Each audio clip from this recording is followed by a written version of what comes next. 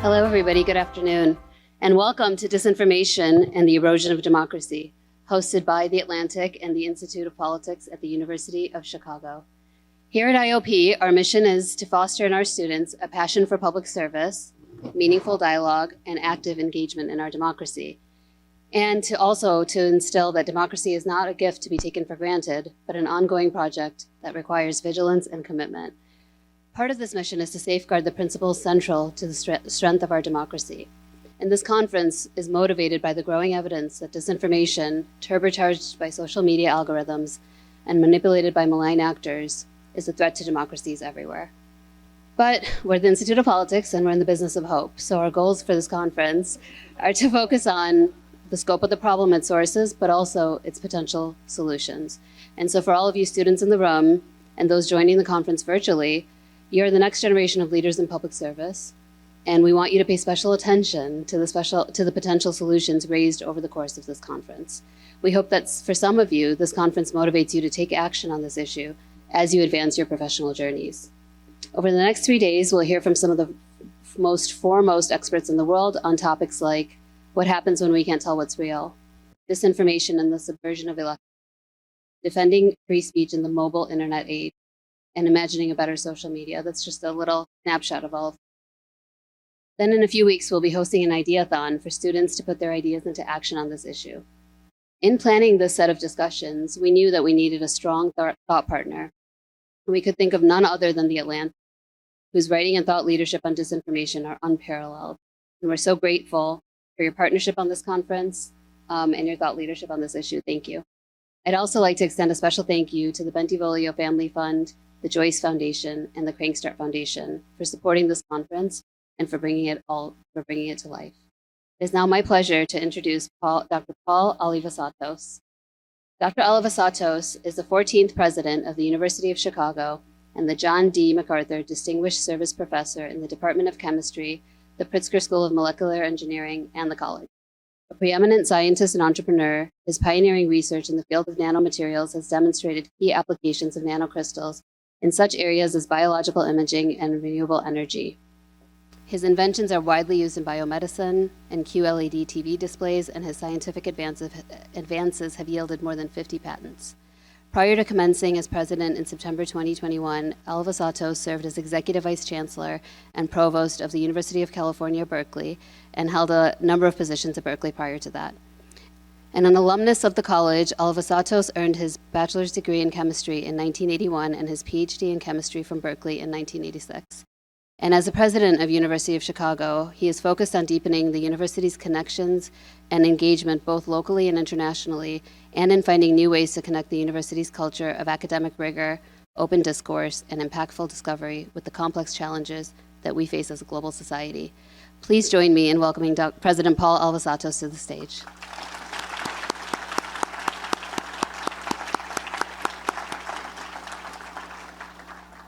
Thank you so much, Zainat. And allow me to start by thanking the Institute of Politics. I'd like to thank you, Zainat, for everything that you're doing, and I'd like to especially acknowledge David Axelrod. David, what you have done to help create the environment of the Institute of Politics has been so remarkable. It has done so much to help this university, and you have taught me so much while I've been in this role.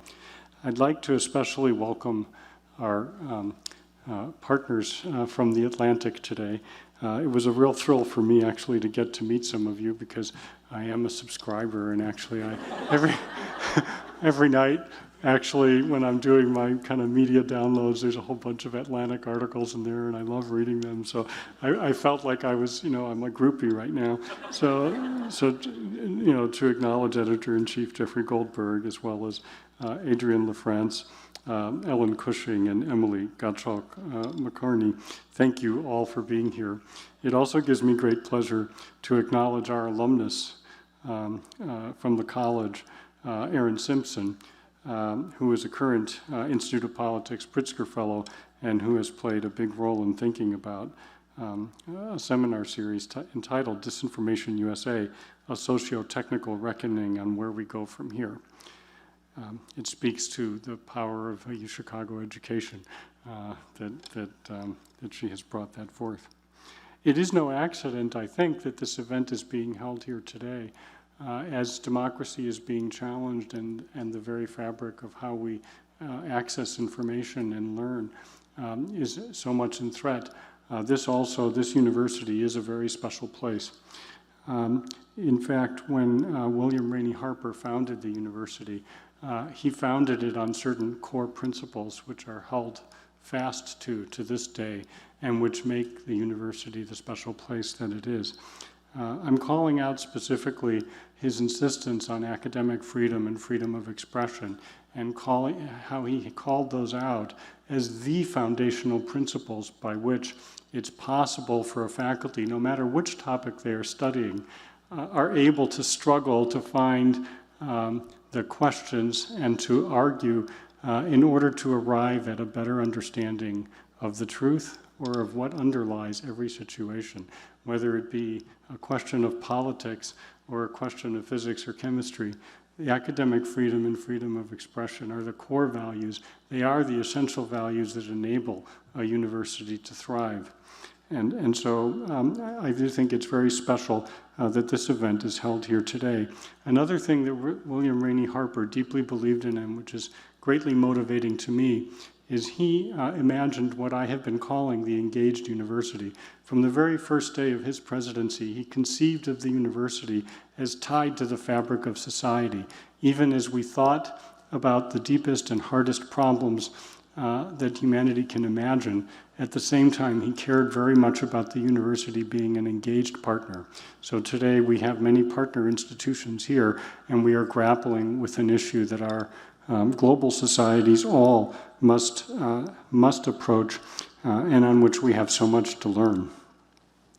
It is actually also a little bit of a personal topic for me. Some of you may know that I had the difficult experience as a teenager of growing up in a military dictatorship, the junta in Greece, during my teen years. And I vividly recall the experience of being in an information lockdown. We knew as students that we didn't know what was happening. That was something everybody took for granted. We just knew that we didn't know. But we didn't know what we didn't know. We had no way of knowing it, except occasionally I had the privilege, just because of the type of family that I was in, that every so often somebody would go abroad, and when they would come back, they would bring magazines with them. So occasionally, I still recall as a 13-year-old having a copy of Time magazine, which was our source of information. And the stories in there were just so completely contradictory to what was in our own media that it was astonishing. And that was how I experienced the complete information lockdown. Of course, the struggle between freedom of information and control and misinformation is as old as human societies, and it's constantly changing. And so today we're in a world where the internet, social media, and other aspects of it remain new challenges for us that we have to explore, even as we see that kind of brute force methods that were used during my adolescence also are used with devastating effect. So it's a huge topic for us today, and it's one where I'm really looking forward to being informed and to learning as much as I possibly can. It gives me enormous pride to be able to introduce the next speaker, Maria Ressa. She is a heroic figure, a journalist in Asia for more than 35 years. She co-founded Rappler, which is the top digital-only news site that leads the fight for press freedom in the Philippines. As Rappler's CEO and president, she has endured constant political harassment and arrests by the Duterte government. She has been forced to post bail 10 times to stay free. And her battle for truth and democracy is the subject of the 2020 Sundance Film Festival documentary, 1,000 Cuts. In October of 2021, she was recognized, she was one of 2 journalists who was awarded the Nobel Peace Prize in recognition for her efforts to safeguard freedom of expression, which is a precondition for democracy and lasting peace. I think you all know that her co-recipient, Dmitry Muratov, his Novaya Gazeta was recently silenced. Among her many awards for her principled stances include the Golden Pen of Freedom Award, the Knight International Journalism Award, the Gwen Ifill Press Freedom Award, the Shorenstein Journalism Award from Stanford, the Free Media Pioneer Award from the International Press Institute, and the Sergei Magnitsky Award for Investigative Journalism. Maria, it's a pleasure to welcome you to the stage. It's so wonderful to be here. I asked if I could bring my cell phone, and I was told yes. But, you know, when I was walking over, I was like, the air feels different, because it really does. In order to get here, I had to get court approvals for 7 criminal charges. And I wasn't sure I could get here, but I'm so thrilled to be here and to see so many friends. So I'm going to be quick, because you really want to hear from Adrian. And you know what? But thank you for allowing me and for listening, allowing me to be here. So for us, we're 33 days before our presidential elections. Filipinos are going to the poll, and we are choosing 18,000 posts, including the president and vice president. And how do you have integrity of elections if you don't have integrity of facts? That's a reality that we're living with. All right, so here's what I'm gonna try to do. I've put all of this stuff together in a book, and this is part of the reason you'll see these ideas over and over. And the question I really wanna ask you is the question we had to confront. What are you willing to sacrifice for the truth? Because these are the times we live in. The prologue for the book, which I pushed in last year, at the end of last year, right after the Nobel awarding, was, you know, the prologue started with Crimea and the annexation in 2014, because that's when you began to see the splintering of reality that had geopolitical impact. And of course, I've had to revise it once Russia invaded the Ukraine. And the question that goes through my head is, if in 2014, i.e. 8 years ago, we did something about it, would we be where we are today, right? No, we wouldn't be. So here's what I'm gonna talk about today, like really just 3 things. What happened? How did it change us? And then the third is, what can we do about it? Because these are critical for me. It's existential. You know, I call it an Avengers Assemble moment.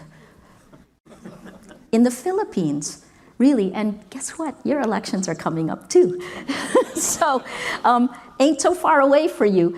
Here, I've said this over and over, that really, this is...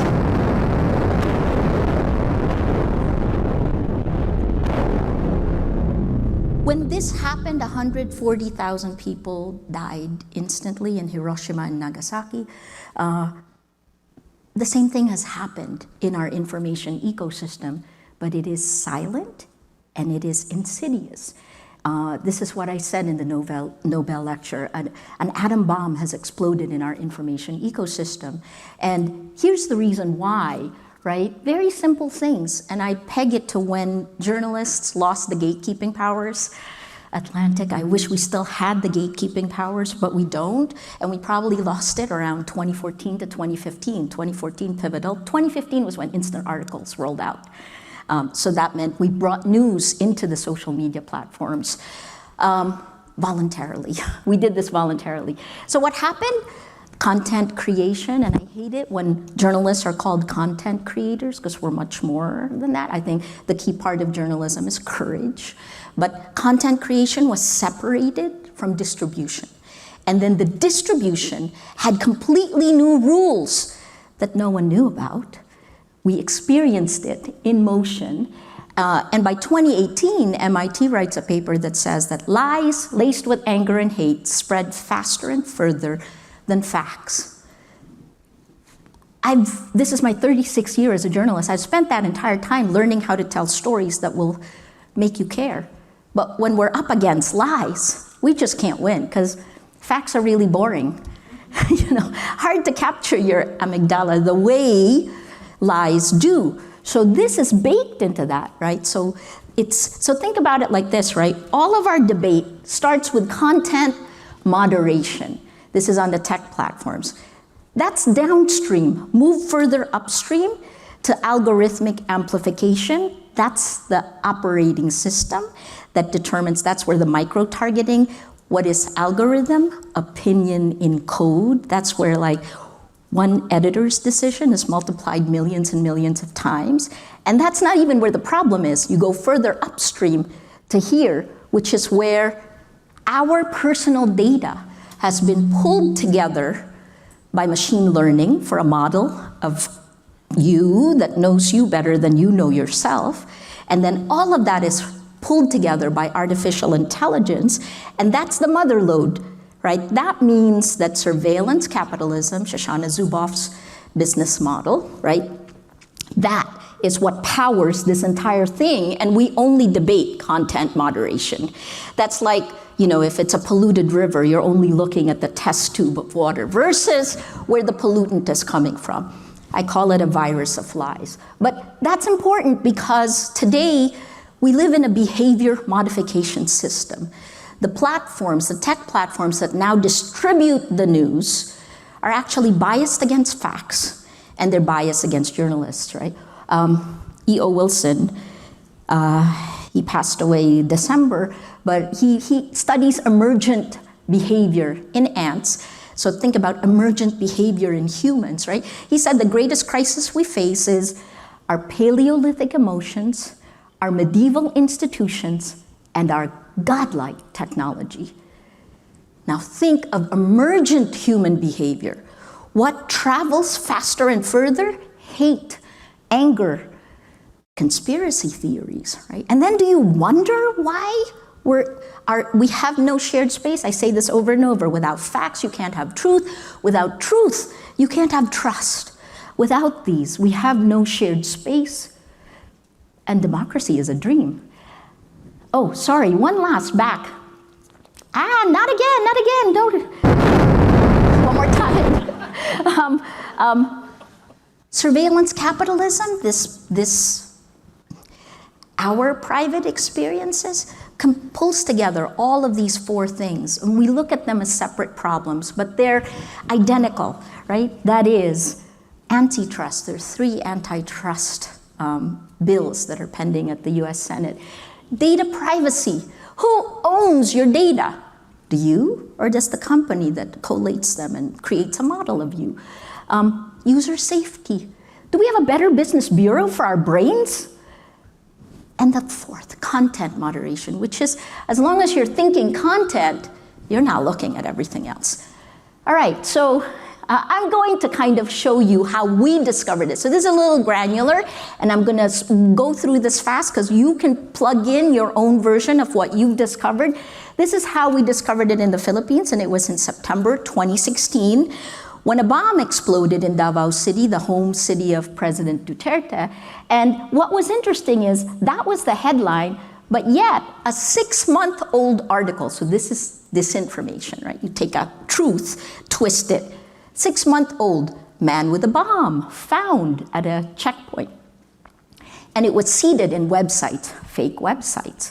If I click that website today, it's a Chinese website. And it was seeded on Facebook pages, Duterte and Marcos pages. And so this is the story that we did in 2016, propaganda war, weaponizing the internet. It was part of a 3-part series. The second part was this. It looks like a lot of data. It's only an Excel sheet, but it's one account, Lu Vimin Kancho. And we looked at this account and found it strange that she didn't have many friends, but was members of many, many, many groups. And then we took the photo and did a reverse imaging scan. Korean pop star, not this person. And then we took a look at who was following, who was she following, who were her friends. This is 2016, so you could still get that. So this is the Excel sheet that we did. And then each one of us took one vertical column and tried to prove whether it was actually true. Where they went to school, where they lived, every single thing there is a lie. This is a sock puppet network, right? And so my co-founder did this, fake accounts, manufactured reality on social media. The last part of the trilogy, and again, think this is 2016, was I wrote this last part, which is how Facebook algorithms impact democracy. It didn't get better, it got worse. So what did we do? In order to do that, once you realize it's systematic, that it is taking a lie and pounding, that it is using free speech to stifle free speech, right? Because when you are pounded to silence, you kind of shut up, unless you're foolish like me, you know? So what we did is we took all the data, and here's the data of something that we gave our social media team. We were alpha partners of Facebook, and we're still partners. Rappler is one of 2 Filipino fact-checking partners of Facebook until today. I'd say we're frenemies. But you know, I think tech is part of the solution. So look, this is what happened in 2016 when we rolled out that 3-part series. All the way to the left is the website. So you can see they work together, right? And then in the middle is the Facebook page that shares the website. And then it turns red when it's shared more than 10 times. This is what happened after we published that internet weaponization of the internet series. So it was 2016 October, and it turned red. And you can see, I'm gonna bring you into the Facebook page of Sally Matay. This has now been taken down, but you can see the methodology, right? It's a cut and paste account. This one is just the growth part, where we were still catching their growth. You gotta look, the data's pretty incredible. Right? So everything I tell you is data-driven. And you can also see we kept track of how many times they were posting in which Facebook pages. This is the first time we saw Marcos and Duterte disinformation networks working together. I'm gonna bring it back to you, because the methodology is the same. This is a map from the Election Integrity Partnership of Stop the Steal. And this is the same methodology used to attack me.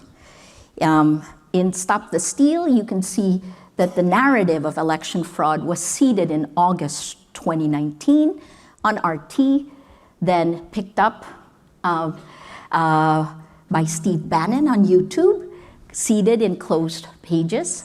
Then Tucker Carlson picks it up, and then QAnon drops it October 7th, and President Trump comes top down. What happened to me in 2016?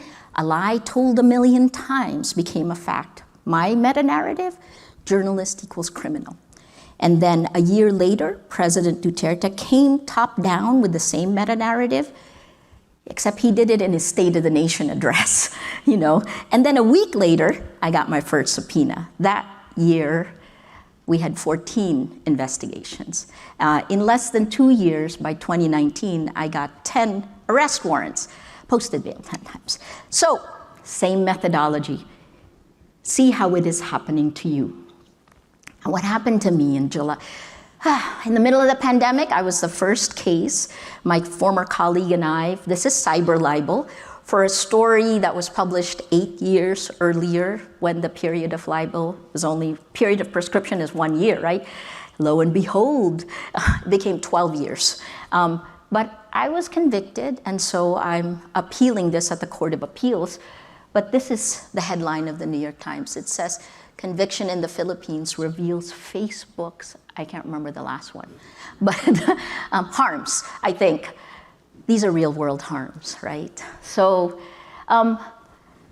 this is happening to women and women journalists. If you remember, one of the things that Mark Zuckerberg says is that, you know, the way he quotes Brandeis all the time. The way you get at bad speech is to have more speech. In the old days, Brandeis wrote that in 1927. In the age of social media, when you have the age of abundance, we have to look back at Brandeis's words, and you'll see that in in what he wrote, he also said that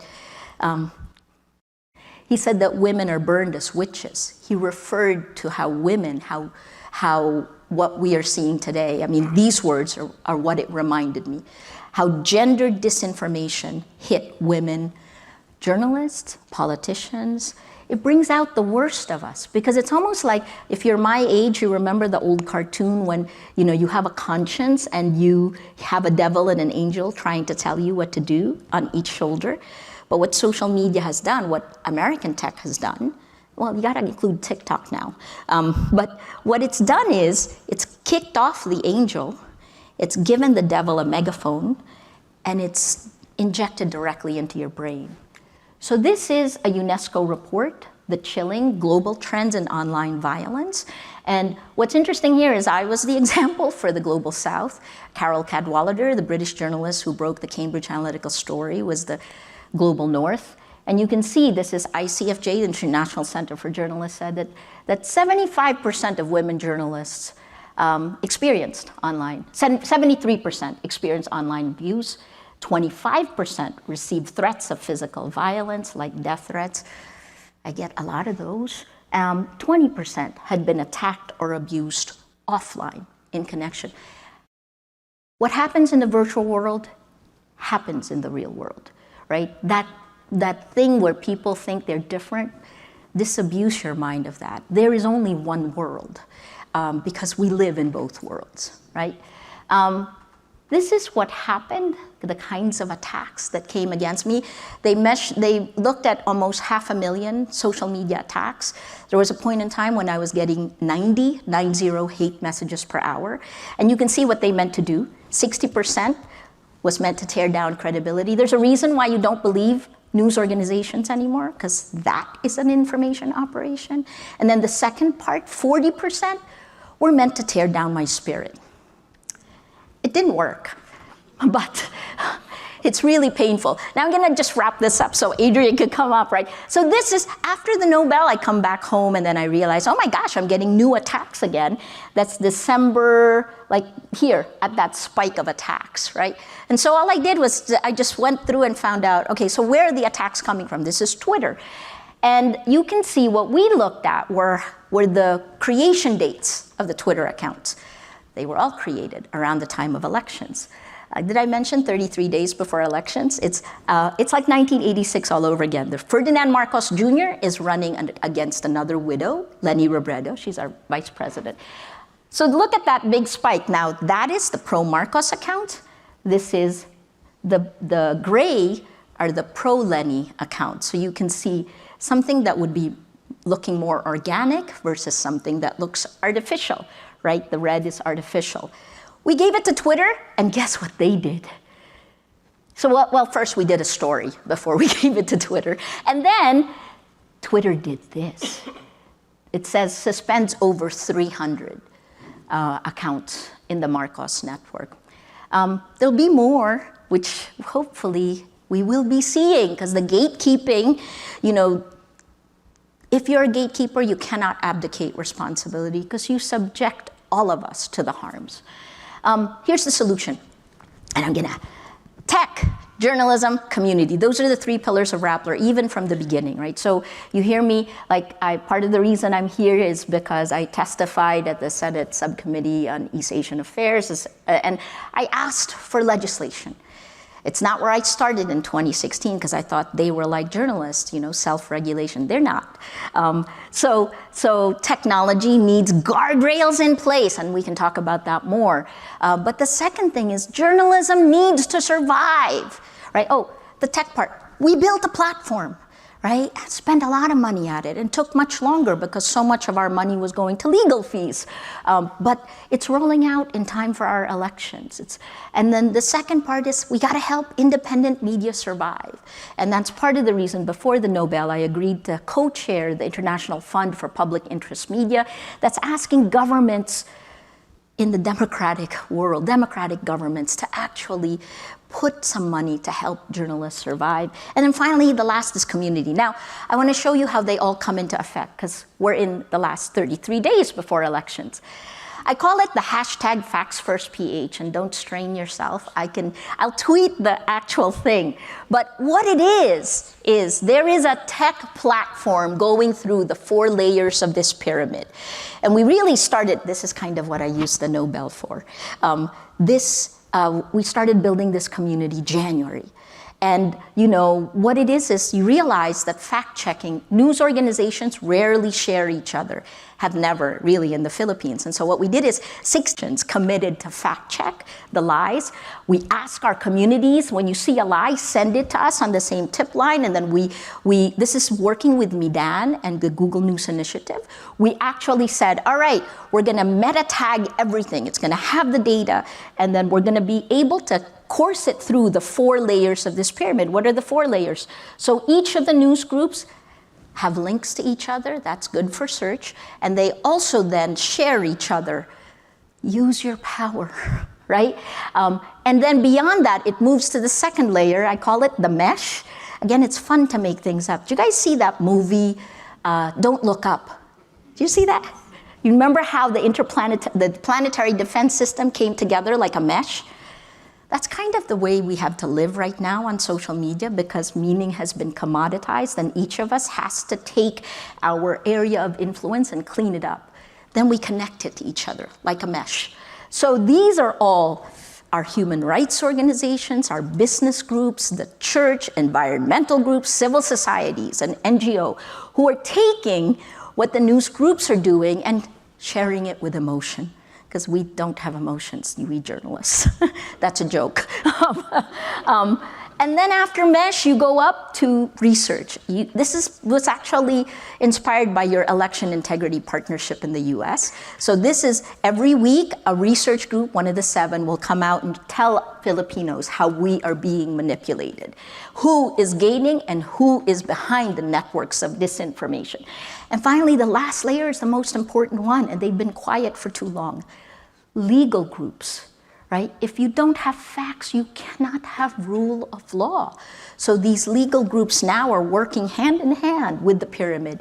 They get the data pipeline, and they then file both strategic and tactical litigation. I'll tell you how it goes in 33 days. But it's working because look at the cases. So I'm going to end soon, don't worry. These are my legal cases. I have 7. Those are the ones I have to ask for permission to travel. But just on April Fools, and it wasn't an April Fool's joke, 7 new legal complaints were thrown out. That's good. But we also have 16 more new ones, right? So this isn't ending. It's still a whack-a-mole game. But we will win it. The one that I think is important is look at the last one. This is from the Solicitor General, who really started the weaponization of the law. And he called the FactsFirstPH, he called fact-checking prior restraint. And on April 10th, so right before here, I was looking at our submission to the Supreme Court, because we had 10 days to file. We're going to win this. So that's where I'll pull it all together, right? I think what this world shows us is that we have a lot more in common than we have differences, believe it or not. As a journalist, I grew up looking at each country and every culture differently. But what the tech platforms actually showed us is the silver lining. We're all being manipulated the same way. We have a lot more in common. So even things like identity politics, right? What happened in the US in 2016 when both sides of Black Lives Matter was pounded open. Be aware. Think slow, not fast. Thank you.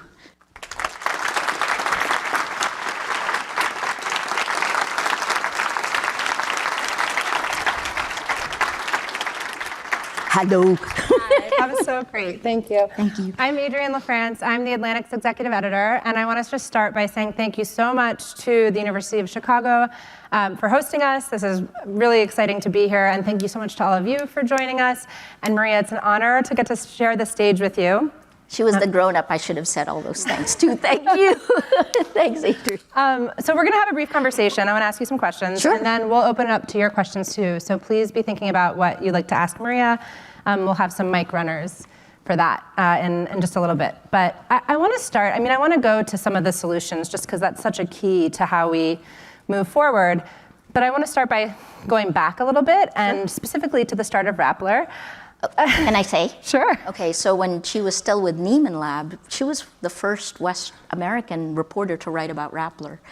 We go way back. 2013, 2012. Something like that. 2012. Yeah. Like, so this is how I know Adrian. So I was really psyched she headed the Atlantic.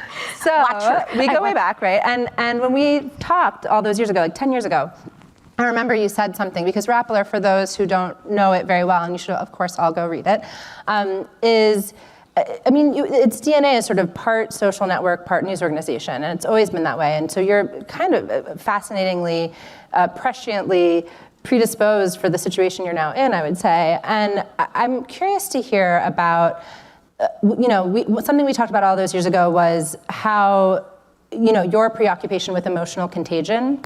And I remember you saying something to me to the effect of, we need to create informational environments where people can be rational and not just emotional. That was 10 years ago. Here we are now.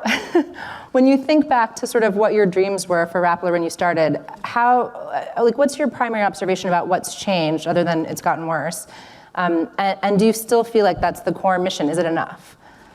My God, there's three things that are there right off the top. So we came out with a mood meter and a mood navigator like a few years before Facebook did the emoji. But the reason for the mood meter was because I wanted to see how a story impacted our society emotionally, right? And it was actually used by several universities to look at sharing, how people share online, and it's based on valence, arousal, and dominance. Well, and you had readers, I'm sorry to interrupt, but you had readers actually respond like, this article makes me angry, or anger was one of them, as I recall. Correct. No, but at that point in time, until 2016, the top emotion was happy in the Philippines, right? So we really looked at this stuff, and we knew when people were angry because it wasn't being gamed and we weren't manipulating.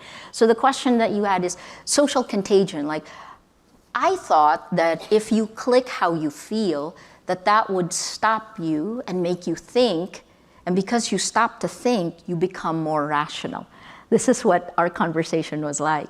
And part of the reason was because, and again, we go back evil to good to evil. That's kind of, I began looking at social network theory when I was looking at how the virulent ideology of terrorism spreads, right? So how did Al-Qaeda's, how did they convince people in Southeast Asia, and the Al-Qaeda's arm was called the Jamaat Islamiyah, to actually blow themselves up, right? How do you do that? And so when I was looking at that, and I looked at how to create social cascades, we looked at emotions. We all know emotions are important. I was hoping, again, against hope, that we could use it for good. And we still do, because we don't manipulate you with the algorithms. We don't micro-target you. We don't collect the kind of data that you now give freely.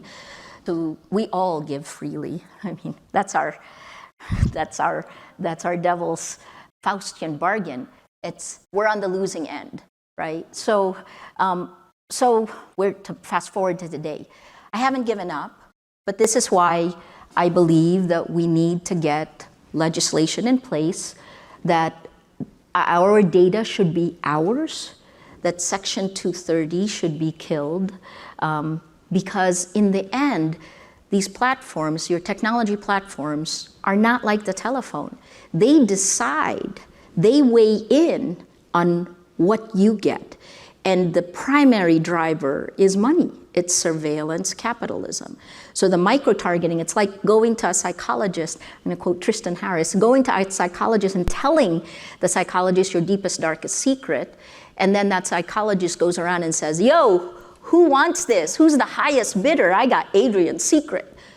That's kind of what we're doing, so it's a bleak moment, Adrian. Let's put it that way. Let's see what happens in our elections, because Facts First PH is working. Otherwise, why do we have a whole new spate of cases or complaints? They're just legal complaints now. But I'll give you an idea for what that means. And I know I can say this.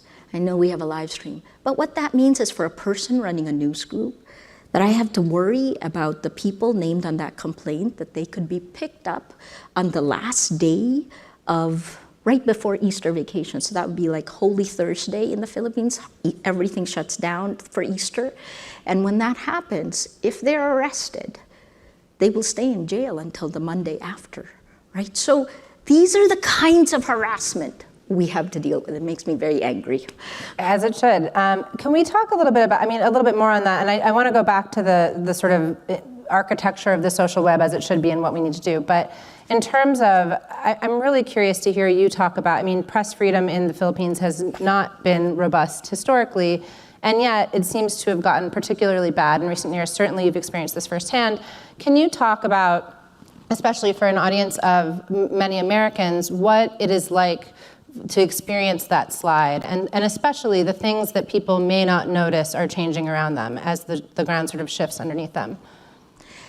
I talked about, so first press freedom, in 1986, so 36 years ago, a people power revolt ousted Ferdinand Marcos and his whole family. So look, I'm gonna go back to history. Ferdinand Marcos declared victory in the 1986 elections, and in 4 days, the people came out on the streets, and by the 4th or 5th day, the US helicopters took the family out of the Philippines, right? That's the people power revolt, helped global movements, and we all thought democracy was here to stay, how wrong we were. 36 years later, our elections are emblematic, because part of the reason that Ferdinand Marcos Jr. is winning is in the statistical survey. And quite popular. Winning, yes, maybe no. How do you look at the impact of disinformation, right? And we've exposed this starting in 2014. That was when these networks began. When you pound it, you can change history in front of your eyes. That's what happened to us. And if he wins, partly that will be because of this, right? So, emblematic of the battle for facts. That's why the battle for facts is critically important. If we lose this, I don't think it's ours alone.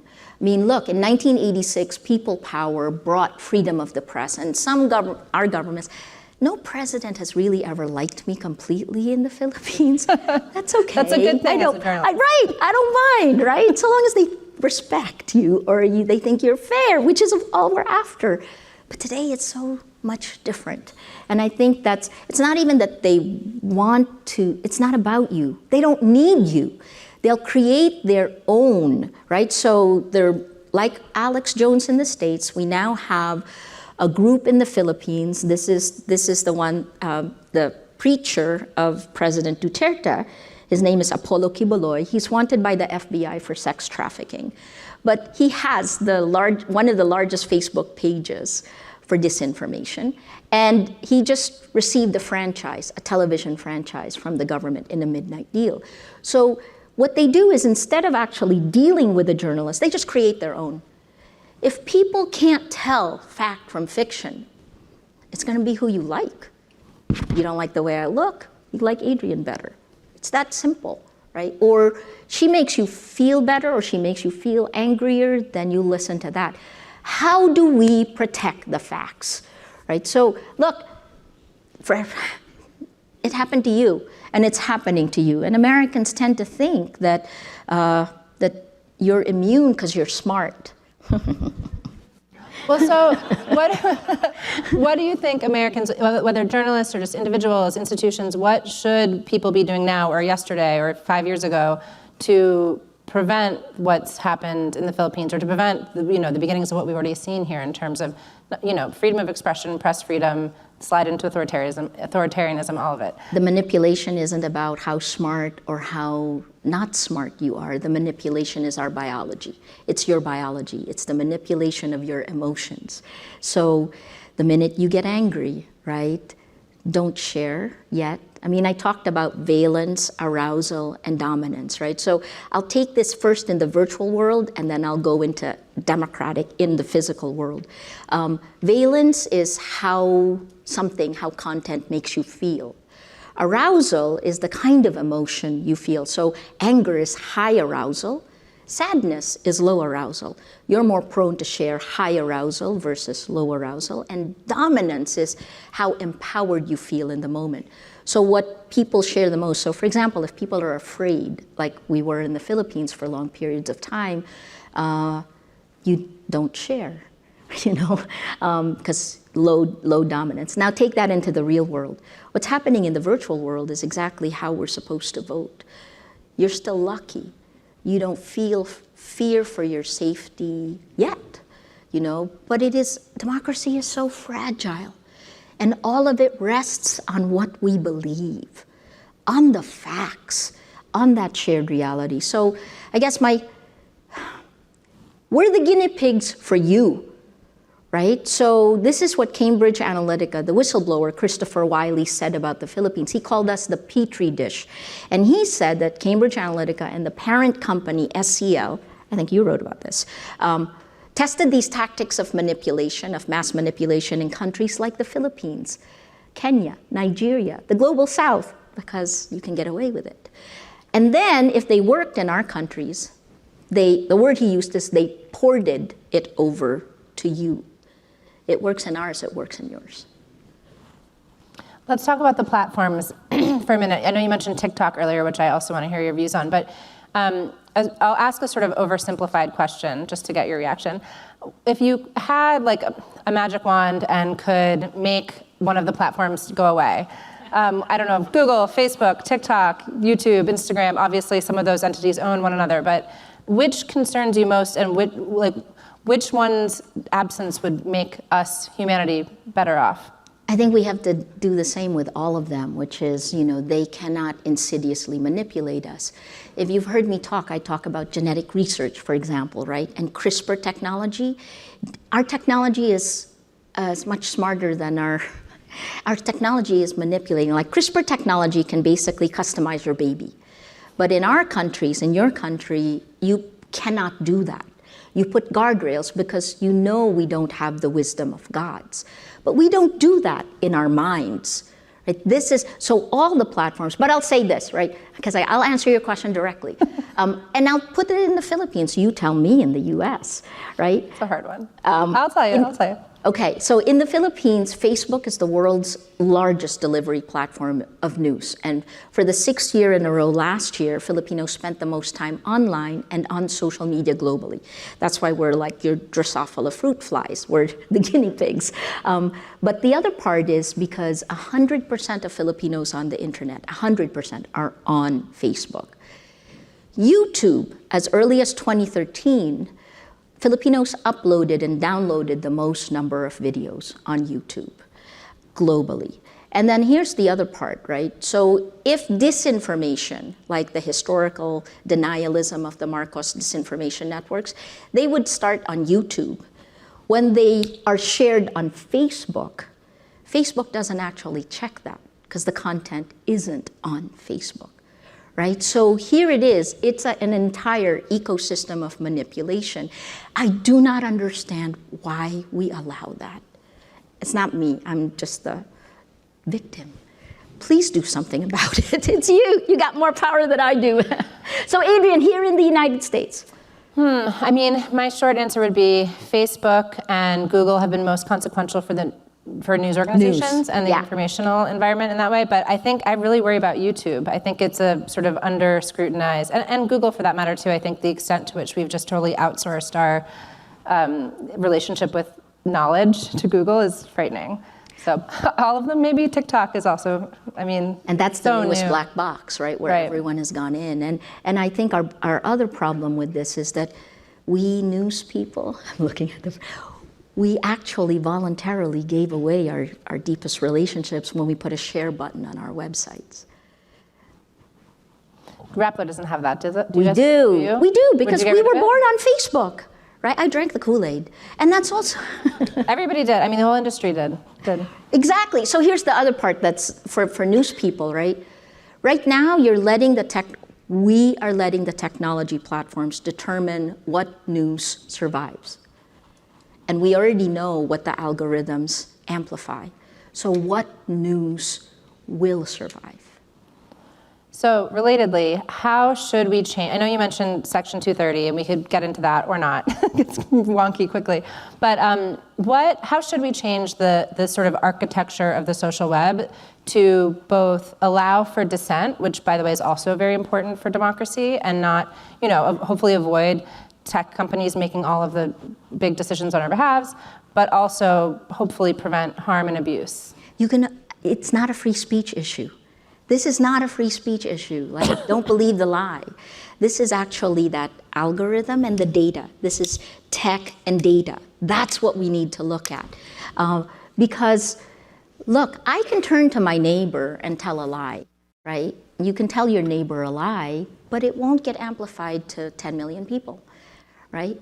It's the distribution that's the problem. So, to quote a comedian, it's a freedom of reach issue, not a freedom of speech issue. Sacha Baron Cohen said this. He had more wisdom than we did. I'm just saying, right? So freedom of speech has never been the problem. It's just a good way to have you looking at that. Because if we're creating Supreme Courts for content, how slowly does the Supreme Court for content work? And how quickly does the virality of lies spread? That's the gap. Right? Did I mention I'm part of the real Facebook oversight? Well, I was going to say, and who's in charge of making those decisions is another huge question. You should talk for a minute about what the real oversight board is and the other oversight board. The real Facebook oversight board was really when your elections were coming up, we were alarmed. And these are people like Shoshana Zuboff, Carol Cadwalader, who broke the Cambridge Analytica story. Shoshana Zuboff is my new, I won't say other things that may be politically incorrect. I was going to say, that model of, it's 750 pages, her book. If you haven't read it, you should, because I think the repercussions are huge for us, but it is power and money, and that is part of what's wrong. So we need to fix this, right? What is the source of the inordinate corporate gain that these companies have had? It's all of our data. It's our personal lives. So if you think about what our internet should look like, it's not that hard to imagine it. The laws in the real world, which have checks and balances, which protect both individual rights and the public sphere, those need to be reflected in the virtual world. Say a little more specifically what you mean. So I'll give an example. Some people would argue, I think Frances Haugen, the Facebook whistleblower, has said, for instance, that to the point about freedom of reach, as you put it, that we should have circuit breakers basically for when something's about to go extremely viral. So there's sort of a check before it does. Obviously, I for a long time argued for better content moderation, which is a very journalistic way of looking at things. I've since come to the view that that's not going to be what solves our problems. But speak a little bit more specifically about when you talk about protecting individuals and communities, and also doing that, hopefully, I'm coming at it from a very American perspective as well in terms of free speech, not just from government oppression, but culturally. And I think people do have this expectation that you should be able to go out if these are the new public squares and debate one another and not have anyone tell you what you can or can't say. So get into what does that look like in practice? But again, I'll go back to you can't debate anymore on these social media platforms, right? Because in the age of abundance, and because the business model helps it to go this way, because they want you to stay on the site longest, the emotion that's encouraged is moral outrage. And moral outrage becomes mob rule. Right? So is it a surprise, for example, that you have genocide in Myanmar? In Myanmar, both the UN and Facebook sent people there, and they know the role they played. And yet, like with 2016 and the IRA and the GRU in the US presidential elections, impunity continues. So this is, part of it is I want rule of law. Okay, now your question is, free speech. It isn't a free speech issue. It is, again, what you amplify. Imagine if The Atlantic decided, I'm going to make money at all costs, and I'm going to amplify the content that will make the most people angry because they will stay on my site the longest and they will share it the most. We don't do that because we have standards and ethics, right? You're laughing. That's my point. So it goes back. One of the things I really tried to distill is what are the values that are there? And then, so here's a last thing that, I was talking about this with a friend.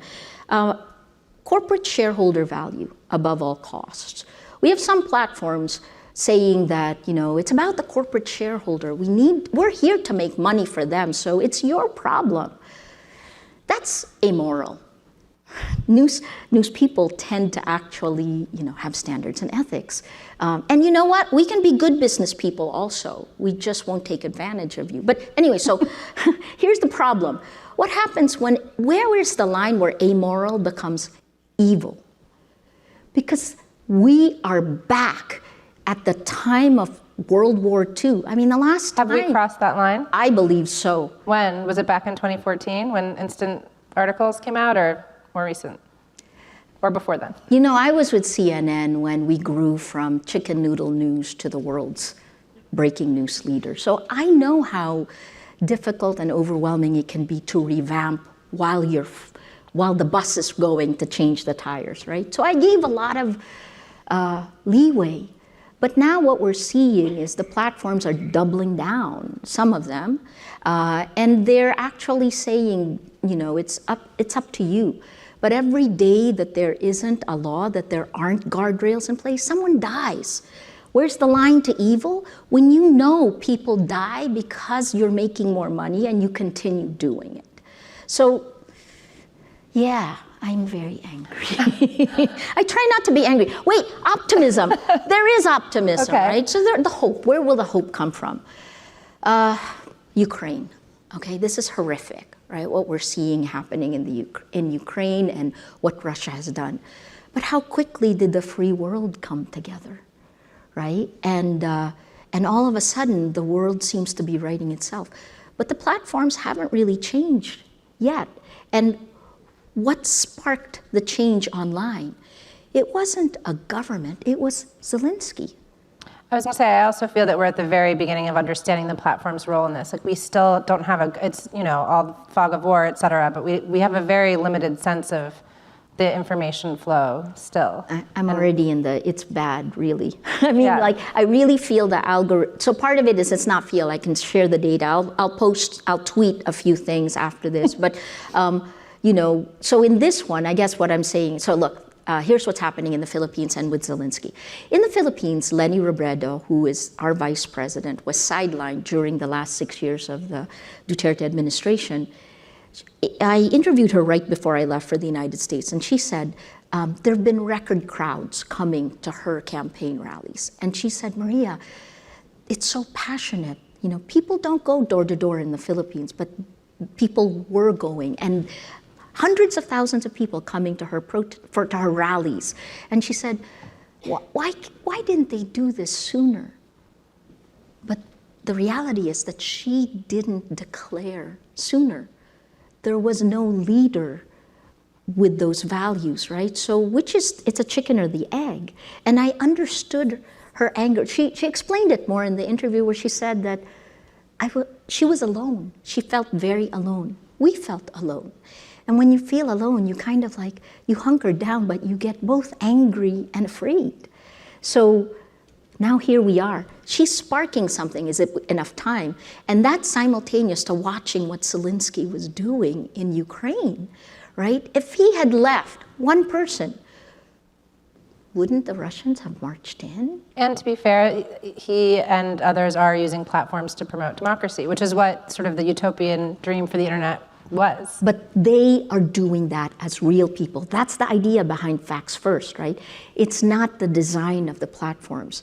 Again, I go back, the design of the platforms. This is by design a behavior modification system that sells us our weakest moments for profit. So this is a problematic thing. When it used to be advertisers, maybe we could survive. But let me ask one more question. Not countries. I want to right? make sure we're giving a chance to the audience to ask questions. My Sorry, last question. No. Before we go there, though, I want to ask what you think of Elon Musk being on the Twitter board. I should turn this around on you, Adrian.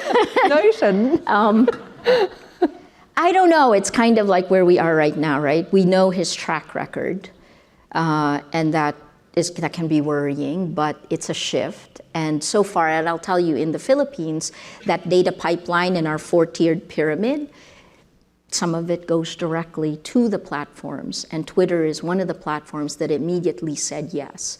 And you can see that they are proactive in dealing with disinformation. Will that change? I'll tell you what the data shows. But right now, it's too soon to tell, so I'll give them the benefit of the doubt. Fair. Who has questions? Please just, if you raise your hand, I'll try to direct. We have some over here, please, and I'll try to make sure we get to people across the room.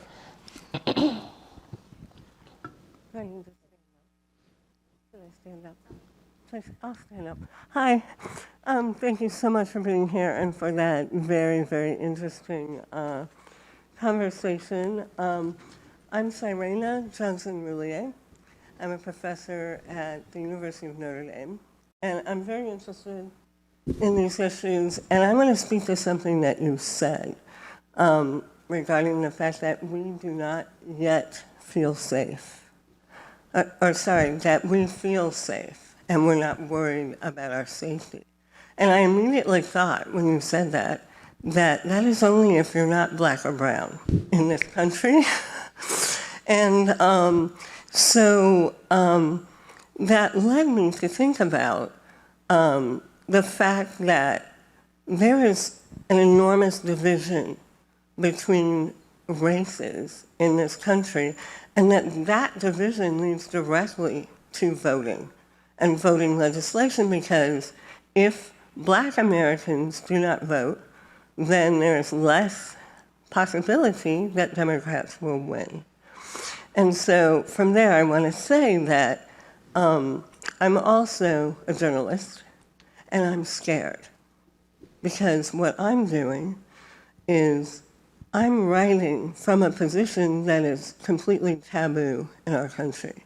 Because I grew up in a small town whose ideology is a cross between the Transcendentalists and the utopian movement from the 19th century. What that means is that I'm black, but I didn't grow up black.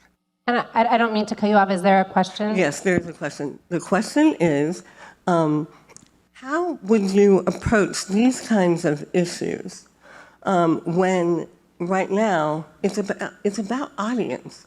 And audiences choose what they want to see and what they want to think about. And so I'm just wondering how you would approach the complexity of this. When you say audiences choose, that's a fundamental difference with me. I don't think you choose.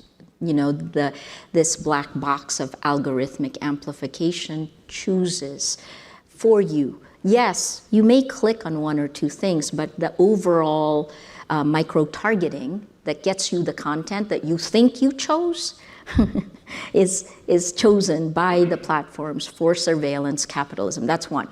The problems in the real world are still there. They've just been made significantly worse by the virtual world, by the tech platforms. Because again, look at the IRA and the GRU, right? These were always vulnerable fault lines of society. And a leader tries to heal the fault lines. But if you want to get to the core of our societies, you pound them open, right? And when you have a leader who uses us against them, it is amplified.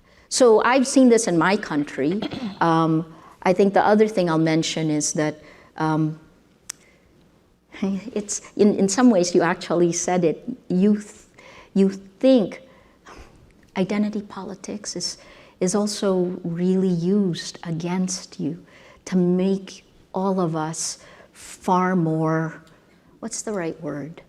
To set us against each other, right? I remember I said we all have much more in common than we have differences. I sound like a Pollyanna, but I've been a journalist for 36 years. That comes out of the experiences.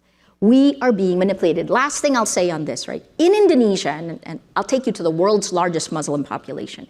In Indonesia, there were periods of times where they could not talk about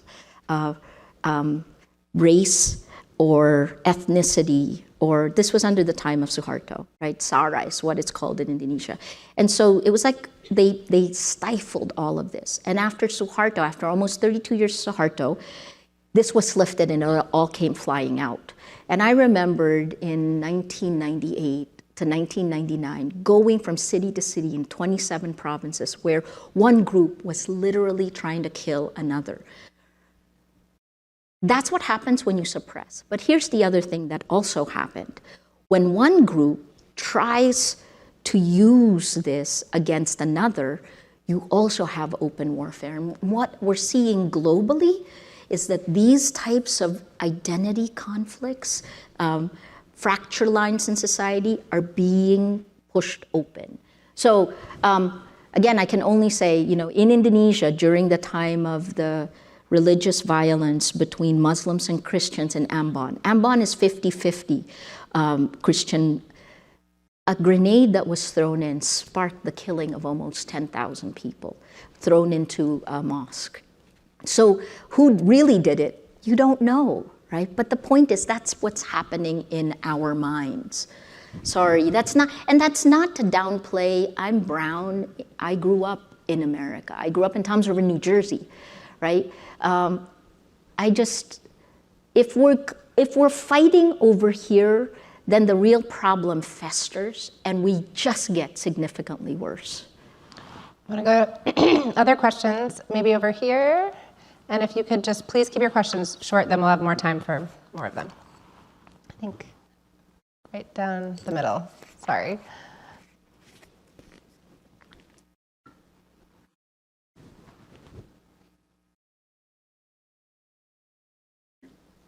Hi, I just wanted to say thank you very much for speaking with us. My name is Amina. I'm a student at the college from Egypt.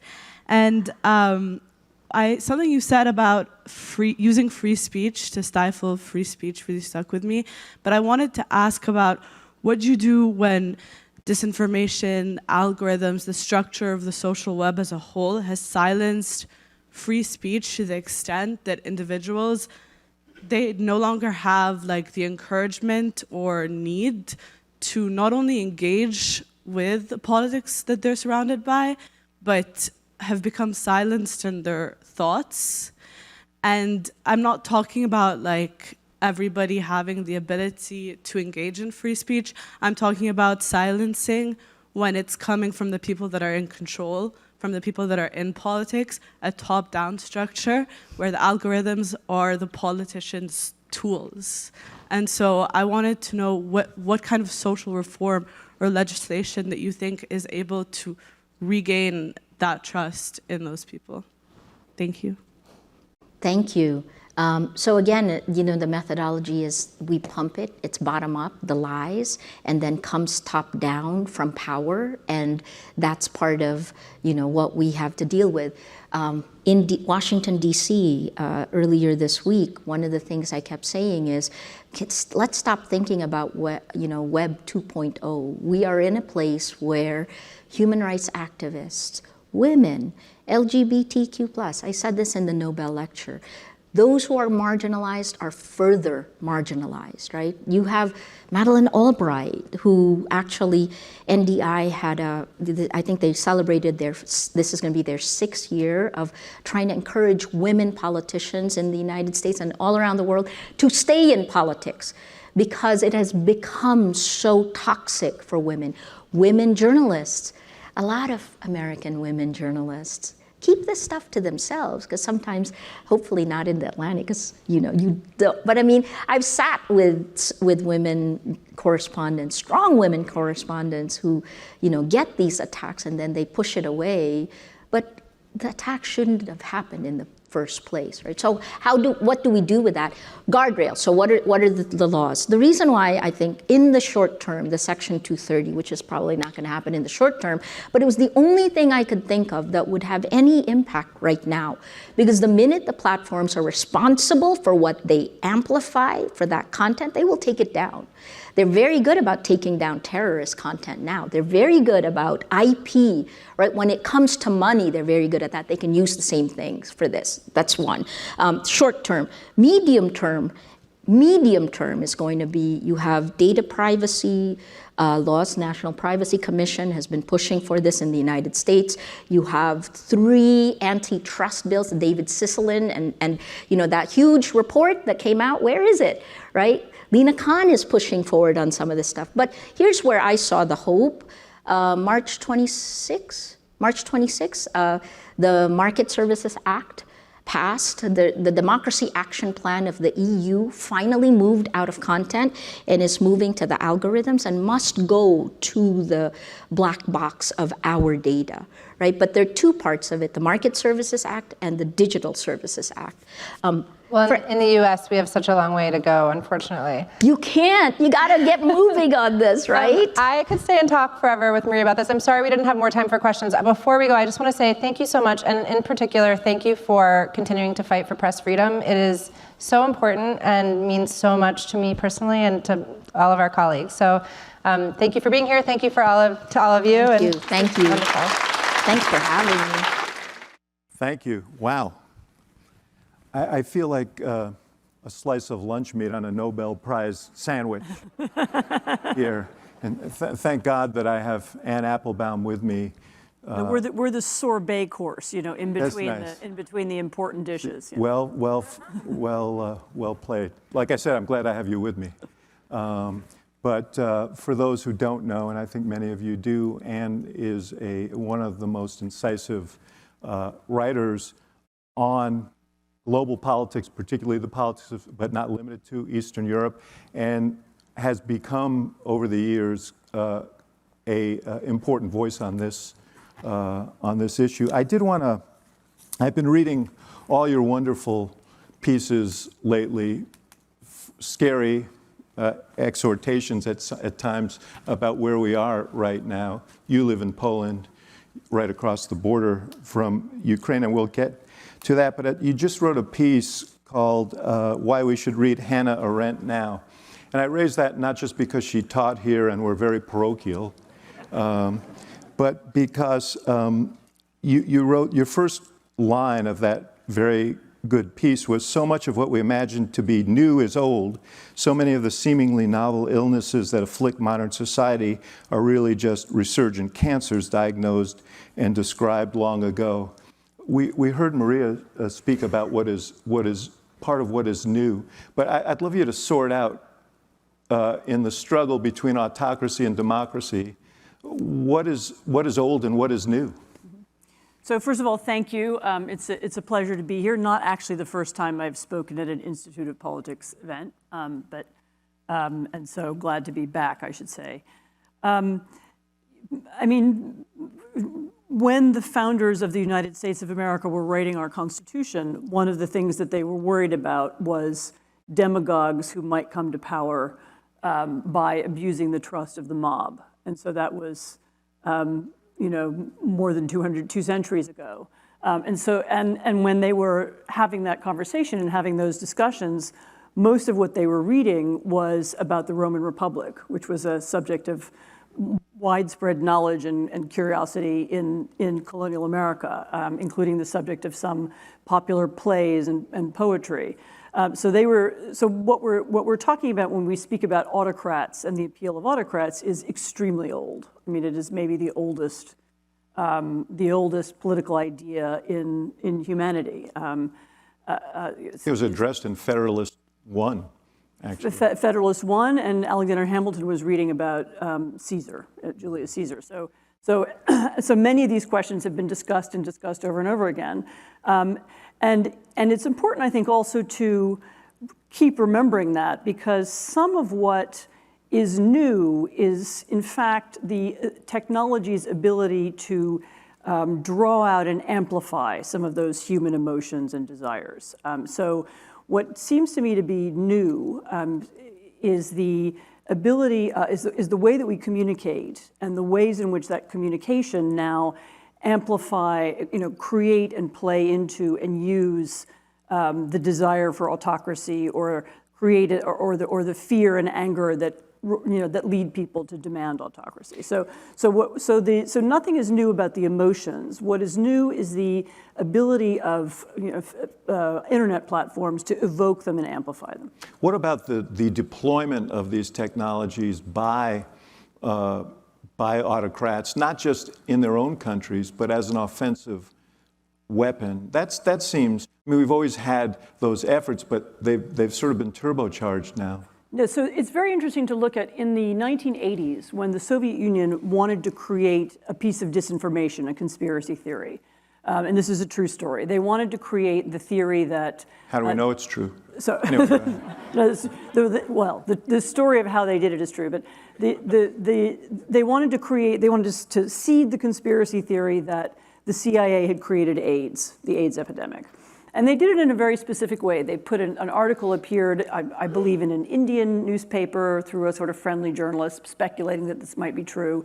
Then later another one in an Italian newspaper. Then they found another couple of papers that would print it, and sometimes those papers would then quote one another.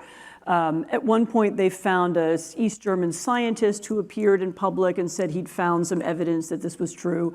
And they built up a case for the idea that the CIA had created AIDS over several years. Now, all of that, they can do exactly the same thing, except that it takes 10 minutes. Maria just described it. You can have a network of fake or even semi-fake websites. You can, that will take articles that have been, seeded or prepared in advance. They will then echo each other. People will then see, oh, look, there's several sources saying this, repeating the story over and over again. You can then create a botnet of trolls or even real people who you've organized to spread the story, and you can then move the story around the internet in 10 minutes, and you can give the impression that there's a wave of conversation and discussion about something, even though it doesn't exist and it's not true. So what's different is the scale and the speed. Maria was discussing how this has been applied in the elections in the Philippines, but we experienced it with Russia and others, but Russia primarily interfering in our election. How new is that? So this is a really, in a way, this is the dark side or the flip side of globalization, namely that we all now live in the same information market. So as I said, whereas in the past the Russians or the Soviet Union would have had to try and get something going in the Indian market and then the Italian market and then somehow seed that into the American market, it's now essentially one market. And so the ease with which they can first of all study American politics and understand it in a way that wasn't possible before, because they can use the same micro-targeting and research tools that marketers use. They can use that, and they can tailor messages to different groups in specific ways, again, in the same way that marketers use. The people who are selling soap powder or washing machines, they also have ways of targeting particular audiences, changing the message, whether you're in, Illinois or Florida or Wyoming, or whether you're rich or poor. And all that the Russians did was that they took those tools and they used them to target Black Lives Matter activists in one part of the country and anti-immigration activists in another part of the country. And of course, it's important to understand that what they did was no different from what American political campaigns do, very similar, in fact. And so the tools were available, and whereas those kinds of tools in the past wouldn't have been available to outsiders or foreigners, now they are, because everything's available.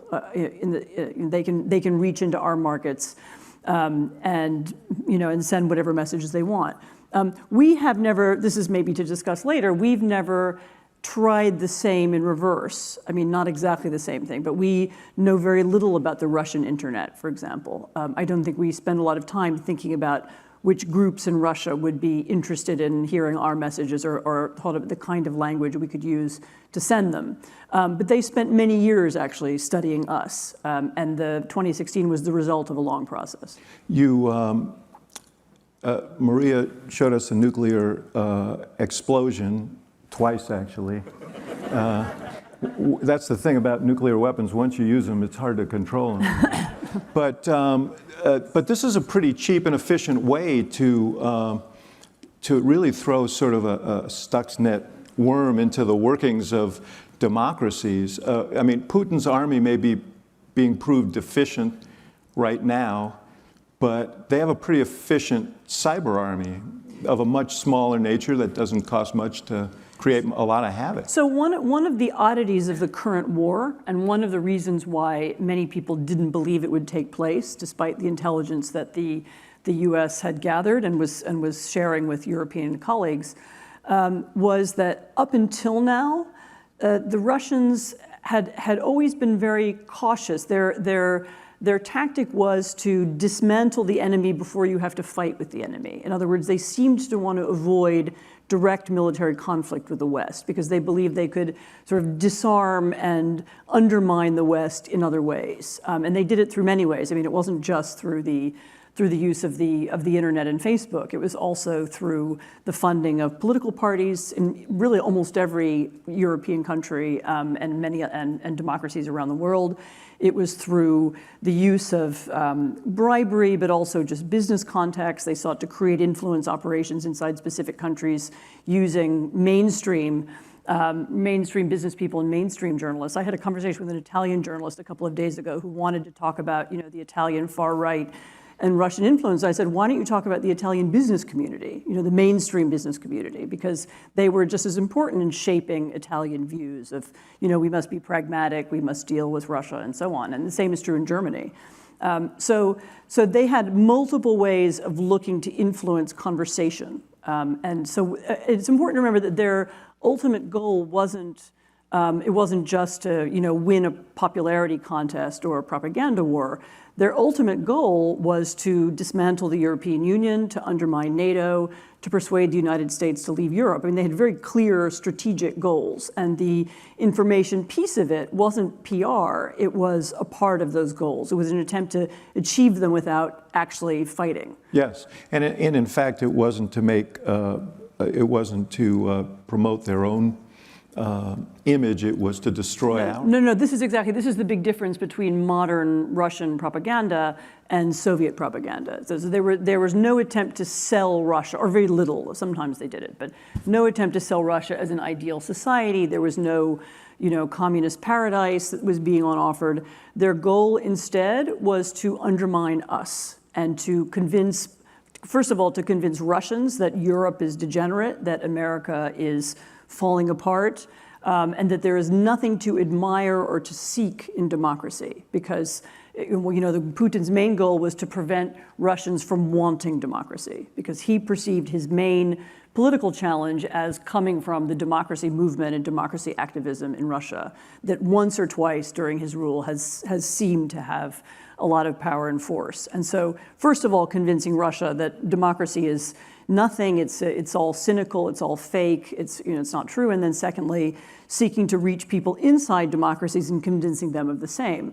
And of course, because we have those strains of our own, because our own societies are full of people who are angry or cynical or disappointed with the nature of modern America or modern Europe, he found, it's not as if he invented Marine Le Pen, the opposition leader in France, or he didn't invent Donald Trump. He simply found them and they were useful vectors. And so he sought to amplify them. So in that sense, that was it was an amplification project rather than creating something from scratch. Nor did he create the fissures that were there. He mined them. He took advantage of them. He did it, and then I think many others copied him. I mean, I do think that Russian actions in 2016 were important, partly because they paved the way, they showed others how it could be done, and also because of the use of leaked material from the DNC. That was a tactic that I'd seen used before. So when you leak secret information, even if the information is completely anodyne, which most of that was, I think all of it was, in fact, the public is attracted to the idea that something secret has been revealed. So something's been made public that was secret, and then you could use that to create conspiracy theories and hysteria. And I saw that done in Poland earlier on. I saw it done in other countries as well. Well, and you saw it done to you. I did see it, yes. After your critical reporting on the Crimea, the invasion of Crimea and so on, all of a sudden you became the object of attention. Yes. No. So there was a brief and very strange moment when a very odd journalist was in fact probably a former KGB agent in the United States began writing slanderous things about me. And this is actually how I learned about how this works, because one is always more interested in the slanderous things written about oneself. I mean, Maria knows this. That does train the mind. It sort of catches your attention. Yes. And then you start following it around the internet. Where is it coming from? And this is exactly what she just described. You see it. Oh, look, it's on Ron Paul's website. Who knew the libertarians were interested in me? And then it appears in another place, and you begin to see how they echo one another. And in my case, the sort of height of it, and this is in about 2015, was when Julian Assange's Twitter account tweeted something about me being a paid agent of, I can't remember whether it was the Polish government or the CIA, but something like that. And so, why is Julian Assange tweeting that about me? To his 4 million followers. To his 4 million followers, yes. Yeah. So you, obviously, 2016 was 2016, but you became, and that was part of it, you became very interested in this early on. And in fact, you and a colleague started a think tank. Yes, I became interested in this in 2013, and especially 2014, because we're all so proud of ourselves now that we're resisting Russian propaganda at the moment and the Russian description of the war in Ukraine. But actually in 2014, Russian propaganda was quite successful, both the cover-up, when soldiers without uniforms marched into the Crimea, and announced that they were invading, or they weren't invading. There was maybe some kind of civil war starting, or they were just there to protect people. Quite a lot of people in the Western world were confused. So I was in London at that time, and I went repeatedly on television and the radio saying, "This is a Russian invasion force." And people said, "But how do you know? They're not wearing uniforms. Maybe they're Ukrainian separatists. We don't exactly." And for a good few weeks, actually, there was a lot of confusion, and they were very successful in portraying this invasion as a non-invasion. The other thing they were successful at doing was smearing the Ukrainians. They're Nazis, they're far right, they're ethnic nationalists, and there was a certain purchase for that view in mainstream circles in London and Washington and elsewhere. This time around, it's... What about in creating fissures between Eastern and Western Ukraine? So Russia's been trying to do that for 2 decades. The point of Russian propaganda inside Ukraine was to create and amplify these divisions, whether they were over language or whether they were over interpretations of history and different ways of seeing the world. That has been their modus operandi there. And one of the effects of 2014 and the last 2 Ukrainian presidencies has really been to bring a lot of that to an end. And I think their invasion now is partly a recognition that the information war failed in Ukraine, and Ukraine was, partly thanks to them, Ukraine was unifying and rebuilding its state and rebuilding its army, and it was not so easy to divide it using sort of slander and political games as it had been before. So let's go back to your journey. So you began paying a lot of attention to this, not just in all over Europe. So we started, this was at a think tank. It was originally a kind of think tank program, and then we moved it to the London School of Economics. This is with my colleague, Peter Pomerantsev. And it's very interesting how it evolved. It's now, by the way, it's now at Johns Hopkins. It evolved as originally we were investigating how does Russian propaganda work, and we tried to track it in different ways. We worked with a lot of other different groups who were doing this. We tried to track it, we tried to understand it. We did a couple of publications on the Swedish elections, on German elections. And we also looked at various solutions, fact-checking and so on. And one of the things, though, that we pretty quickly learned was that fact-checking doesn't work. And it doesn't work because you have to trust the fact-checker. And if people don't trust the fact-checker, then they don't believe the fact-checker either. And so much of what we were talking about, in fact, was about, this was just alluded to as well, was about creating communities of trust. Mm-hmm. How do you build those for people? And that's exactly what Maria was talking about in the project that she's working on in the Philippines. Exactly. So how do you create communities of trust? And also, how do you get to the underlying problems of division and polarization? How can you heal polarization? How can you bring people together? Because if you want people to believe something that's true, you almost have to build a community around it. I mean, one of the other effects of it isn't just about the internet, but it is a sort of effect of trolling of all kinds, is that we've had, and this is beautifully described by Jonathan Rauch in his recent book called The Constitution of Knowledge. We've had a decline in belief in truth and facts and science more generally. So it's not just in politics. And part of that is to do with the fact, we don't think very consciously about why it is that we think things are true. But there's a whole ecosystem, here at universities, there's a scientific method, and there are peer-reviewed papers, and there are arguments among colleagues, and there is a conversation that leads people to conclude that something is true, and you arrive at it through a series of institutions, and that's true in journalism, it's true in academia, it's true in government. You have government, ombudsmen and inspectors and so on, and you reach conclusions based on these networks. If you disrupt those networks and make people feel no sense of faith in those networks, they hate universities, they hate journalists, they hate the government, they hate bureaucrats, then you suddenly find that what is true and what is not true is disputed.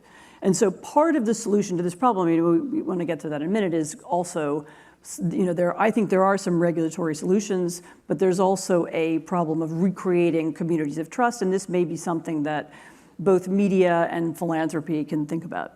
Yeah, I want to get to solutions, but I want to continue on your journey, because part of that journey, once you formed this think tank and once you started doing these studies, was here to the US, and you met with policymakers within the government in 2016, and you tried to call their attention to...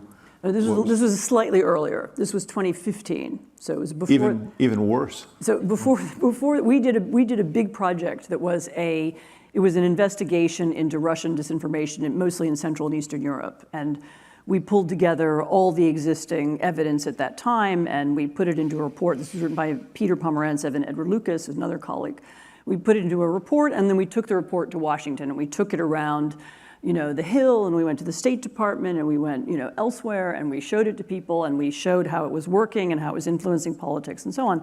And the reaction we got, and remember, this is April 2015, the reaction we got from people was, well, this is all very upsetting and distressing, and it's really too bad for Slovakia, that they have this terrible problem, Yeah. And we're sorry, about Slovakia, and maybe we'll think of a State Department project that can help the Slovaks. Yes, this goes to your point about people, Maria, about people, Americans tend to think they're immune. Right. I thought Americans would be immune, and as the 2016 election unfolded, I watched kind of my jaw dropping as I saw Russian slogans that I knew had originated in the Russian media appearing in the U.S. election campaign. Yeah, talk a little bit more about that. What did you see in 2016 that you thought was symptomatic of what you knew were patterns of behavior? Well, there were several things. One of them was, literally I could follow. There were these slogans. Do you remember Hillary Clinton will start World War III. Obama created ISIS. These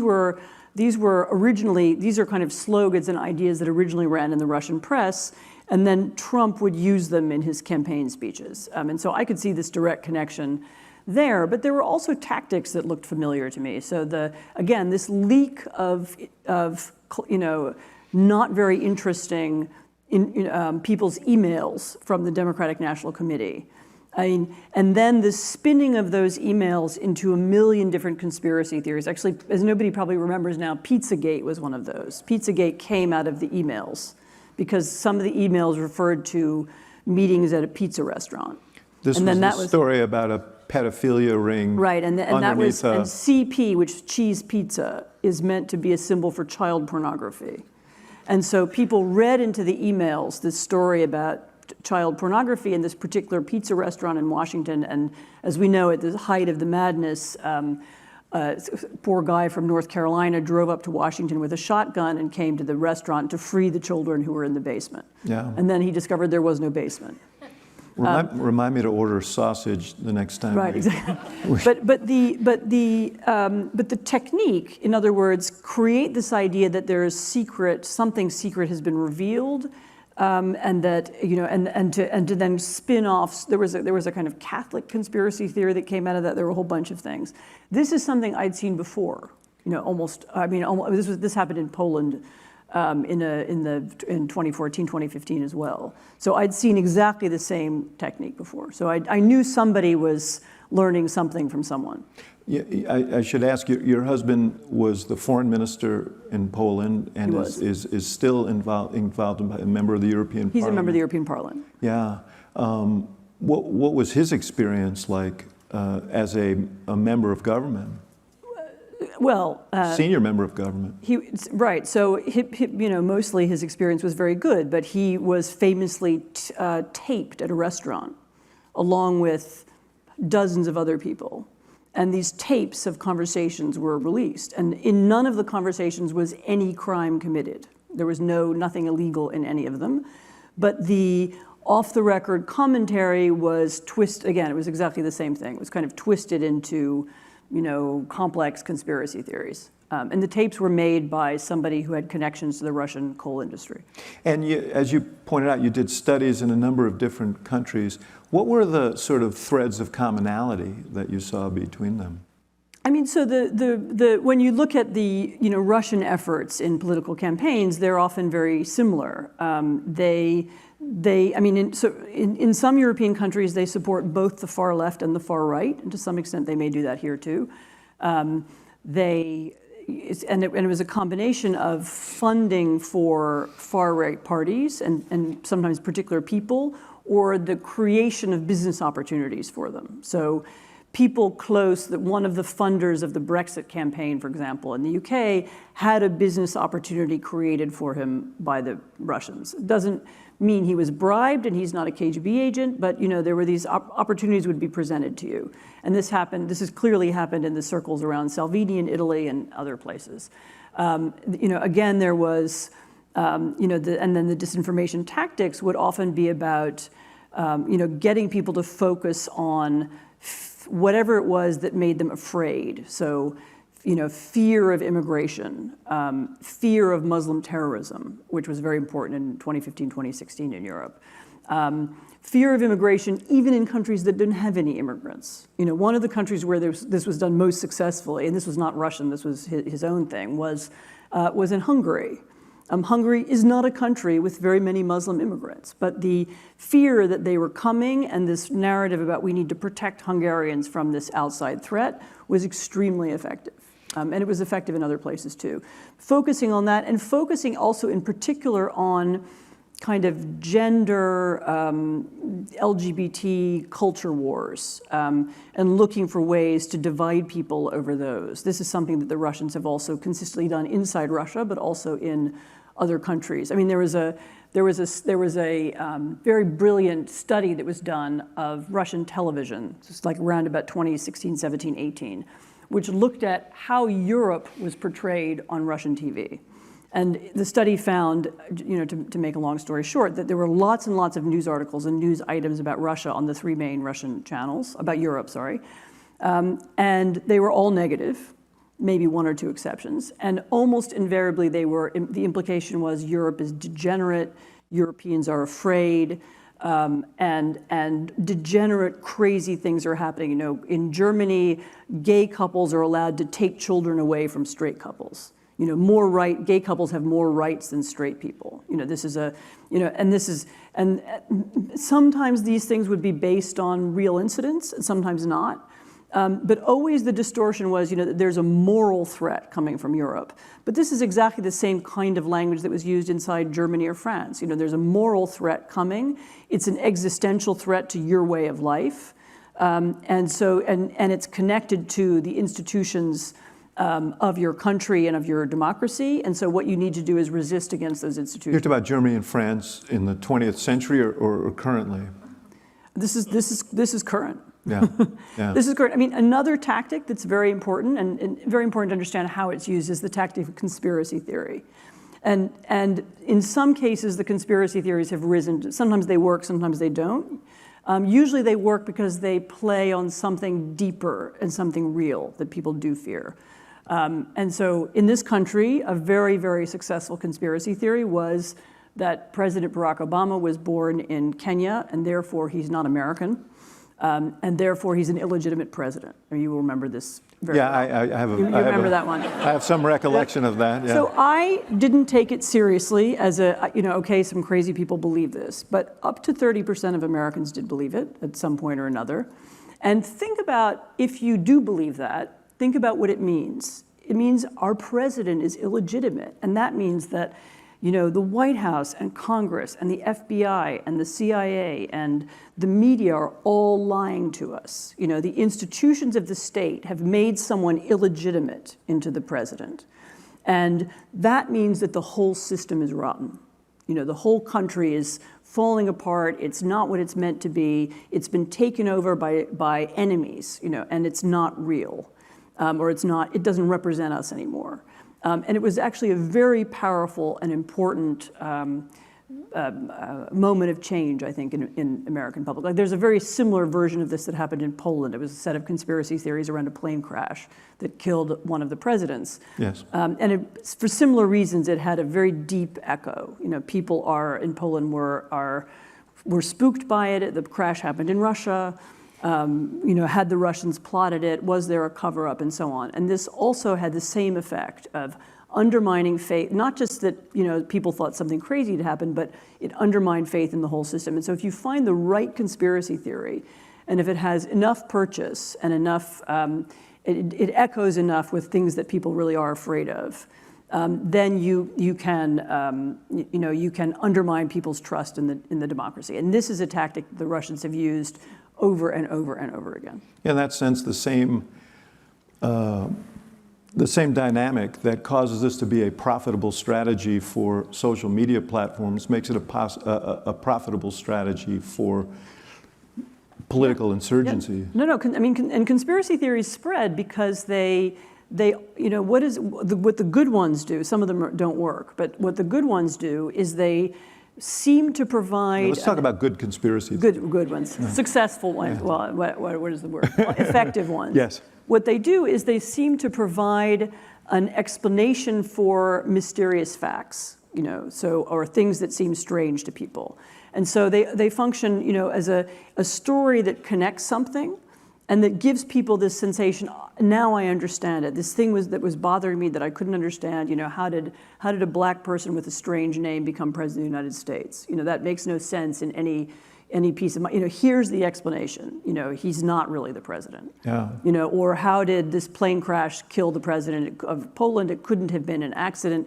Here's the explanation. There was a secret plot. You know, and they offer that, and people find it very satisfying, and they click on it, and they pass it on, and then, as Maria has just brilliantly described, the architecture of Facebook is such that the things that make people angry or afraid, right, or you know, are the things that move fastest across the internet. Yeah.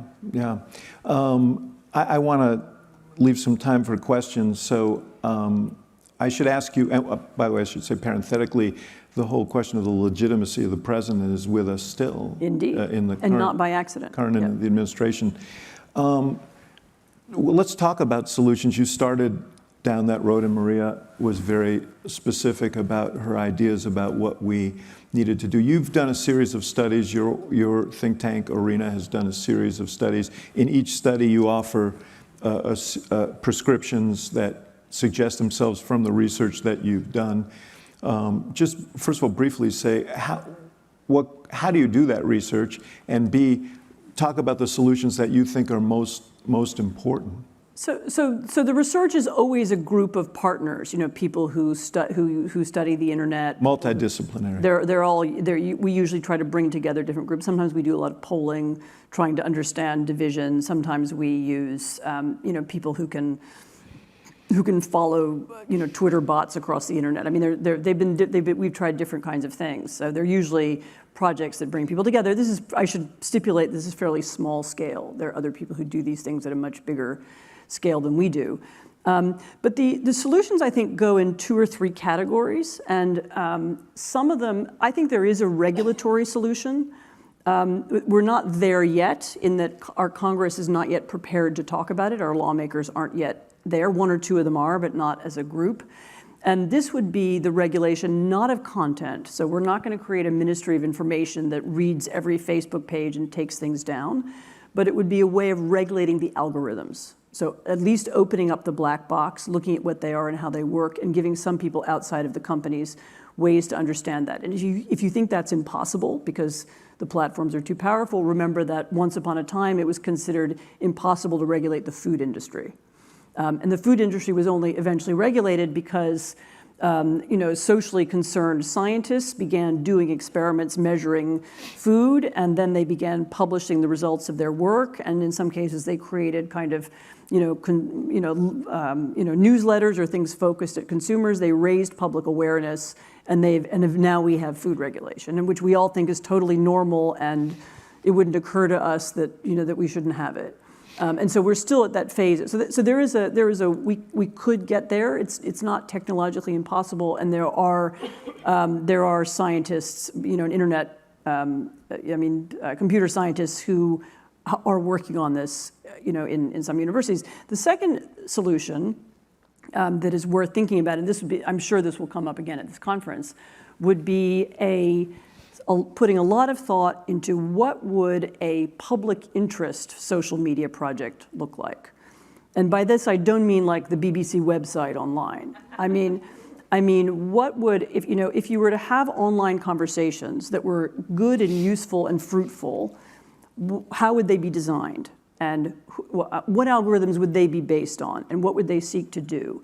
And this is also a huge area of research and experimentation, and there are many examples, in fact, of people who've tried versions of this. So there have been, the Taiwanese are very interested in this for a lot of interesting reasons, obvious reasons. The Taiwanese are very interested in democracy and how to protect it, and they think about this a lot. And so, for example, the use of there's a platform called Polis, which is a platform where you can essentially hold an online debate, except that instead of producing everybody shouting at each other and being angry, it sorts people into groups and makes, so that you become clear where the areas of consensus are. So could you create consensus online? Could you find other ways of talking online? Could you create a social media that had slightly different rules? And the rules would, in the ways that you have rules for a town hall or rules for Wikipedia, which is a great example, actually. Mm-hmm. Could you have an online conversation that had rules? And maybe the rules would be that no one can be anonymous. Everybody has to be a real person, or at least be identifiable as a real person, so there are no bots. Maybe some of the rules are that when you post things, you have to wait 6 hours before it appears. There are a couple examples like that, so that when you are really mad and you post something, you have 3 hours to think about it and take it back. I mean, so, but you can imagine structuring something like that and having those alternatives. And there's something called frontporch.com in Vermont, which works a little bit like this. There are a few other things, and that the challenge would be finding ways to finance it, finding ways to persuade people to communicate on that and not on Facebook, and so on. But it's not impossible. And this is, again, a great area of really interesting research. You mentioned Wikipedia significantly. It isn't supported by advertising. Exactly. And this is enormously lucrative. We'll be talking about this in great detail. So I don't have a lot of faith that the platforms are going to regulate themselves. No, they will not. They will not. They could. They do know a lot about what spreads and what doesn't spread. Facebook has even told us, has even said that after January the 6th, they were much more cautious about what kinds of things they allowed to go forward and how information was spread. And when I heard that they'd done that, I thought, well, if they could do it at that moment, why didn't they do it before? So no, they are not going to regulate themselves. They don't have any interest in regulating themselves. Appealing to them to be nicer or more public-spirited seems quite pointless to me. And that's why I hope eventually we could get to a conversation about some kind of regulation. And because it seems to me that both, that there is a bipartisan interest in this, I think it's not impossible. Actually, Frank Fukuyama, I've had this conversation with him a couple of times, does think it's impossible. And so he has another idea, which is that at least we could create something called middleware, which would at least allow us to choose our algorithms. So we wouldn't all be subjected to the same one. So we would have some control over what kind of information we see. And that's another kind of technical solution. I think I'm supposed to be going to questions now. As the clock ticks down, so I don't want to deprive people of their chance to ask them. raise your hand if you want to be heard. Yes.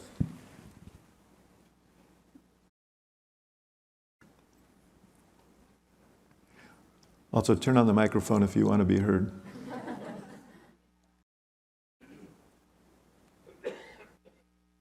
Still not. We have an amplification issue, yes. Yes. I don't think we can blame this on the Russians. No, or Mark Zuckerberg. There we go. Okay. Thanks for doing this. I hope you do this every year, this conference. What has happened to the Republican Party? When you stop to think about what happened in the hearings for the Supreme Court justice and the kinds of questions that were asked, when you talk about some of what Ann mentioned about, Barack not being, an actual American president, when you stop to think about what actually happened on January 6th and what led up to that, back to my original question, what the hell happened to the Republican Party? I'll let you answer. I was going to say, I feel this is a question for you. No, it may be a question for me, but I'm hoping you'll answer it. No, look, because I do not want this discussion to become a strictly a partisan discussion. One of the points that you're making here is that this is a global contagion. Maria makes that point. So it's not just about that, but you also said that there are entities and that emulate these tactics, that have learned from these tactics, and you've written about this. Yes, no, I've written about it quite a lot. I mean, first of all, that point about this not being partisan is very important, because one thing that we should all be conscious of here in this room is that even a conference on the subject of disinformation will be understood in a partisan way by a part of the country, just like conversations about democracy are now understood as partisan in a part of the country. And the language that seems to us universal, that it should appeal to everybody, doesn't.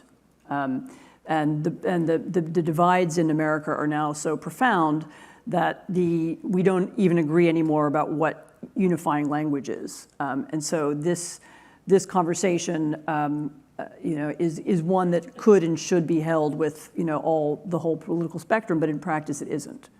What happened to the Republican Party? I feel we need a different conference to discuss that at great length. But look, I mean, the Republican Party in some ways reacted to the changing nature of communication. I mean, this is one piece of the answer, and this is maybe the one relevant to this conference, in that a part of the party worked out that the way to reach people was through anger, division, and conspiracy theory, and that when they used that kind of language, it spread very quickly and became viral and appealed to people. And that was a formula for winning elections. I mean, there's another piece of the story which is about gerrymandering, and there's another piece of the story about the U.S. that is for another conference. And, there are other parts of the explanation, but one of the explanations is that it was a logical reaction to the nature of social media, and it was something that the right, not only in this country but in a lot of countries, learned how to take advantage of. That we're living through this period of unbelievably rapid change, social change and demographic change and economic change. And for a lot of people, that change is very frightening. And people aren't wrong, by the way, that some traditional ways of life are left behind, and things that they remember from their childhood don't exist anymore. And one of the things that the Republican Party did successfully was sort of weaponizing that nostalgia, and that belief. But we should say, and I want to take this last question, the question from over here, but we should say that some of the themes that you articulated in other places were the same themes that were so powerful here with Republican or some Republican voters that helped propel the sort of populist right-wing. Yes, no, themes. There's we had an enormous period of political change, and then we have a backlash as people are uncomfortable with the change, and a part of the party understood that and used it and deepened it. Let's take Amazing. Thank you. Thank you for doing this. Really appreciate it. I'm Daniel Schmidt. I'm a freshman at the University of Chicago. My question is for Ms. Applebaum. So in 2020, you wrote, "Those who live outside the Fox News bubble do not, of course, need to learn any of the stuff about Hunter Biden," referring to his laptop, of course. A poll later after that found that if voters knew about the content of the laptop, 16% of Joe Biden voters would have acted differently. Now, of course, we know a few weeks ago, the New York Times confirmed that the content is real. Do you think the media acted inappropriately when they instantly dismissed Hunter Biden's laptop as Russian disinformation? And what can we learn from that in ensuring that what we label as disinformation is truly disinformation and not reality? My problem with Hunter Biden's laptop is I think totally irrelevant. I mean, it's not whether it's disinformation or, I mean, I don't think the Hunter Biden's business relationships have anything to do with who should be president of the United States. So I don't find it to be interesting. I mean, that would be my problem with that as a major news story. We're going to talk about more of this tomorrow in our first panel, so stand by. And I think we have run out of time. I don't want to be the one to hold up President Obama because I will hear about it if I do. But I want to thank Anne, and I commend all of her writing to you. You should read her Pulitzer Prize winning book, Gulag, and everything else she writes. And I think this gives you a sense of why you should be reading that. So thank you very much. See me back again. But I'm just here to introduce the speakers. Our next speaker is someone I've been talking with and to about democracy for 30 years, from the time he arrived here on this campus 30 years ago. And he was thinking deeply and speaking and writing about that then. He thought deeply and spoke and wrote about it during all his years in public office. He thought about it as a young man. He's thinking about it as as a gray-haired man. But I know the depth of his concern about this issue, and we're so honored to have him here with us. And he'll be in conversation with Jeff Goldberg, the editor-in-chief of The Atlantic.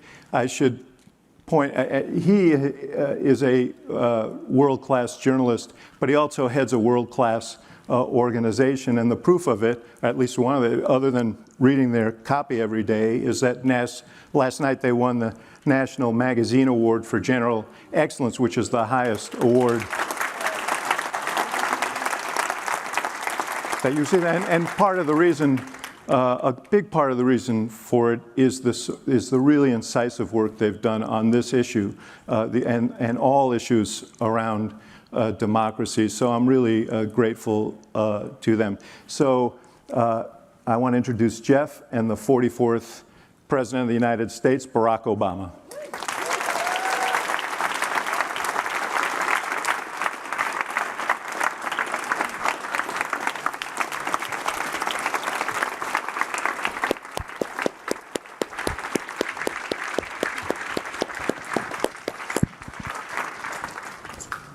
Yeah, you know, it's really amazing how popular the Atlantic is, you know. Thank you so much, really, for that warm greeting. Amazing. That's worth a standing ovation. Yeah, yeah. It's the National Magazine Award. It's not just a regional magazine award. It's the whole country. Thank you for coming and doing this with us. Thank you, David, wherever you went. This is a real privilege and an honor to have you here.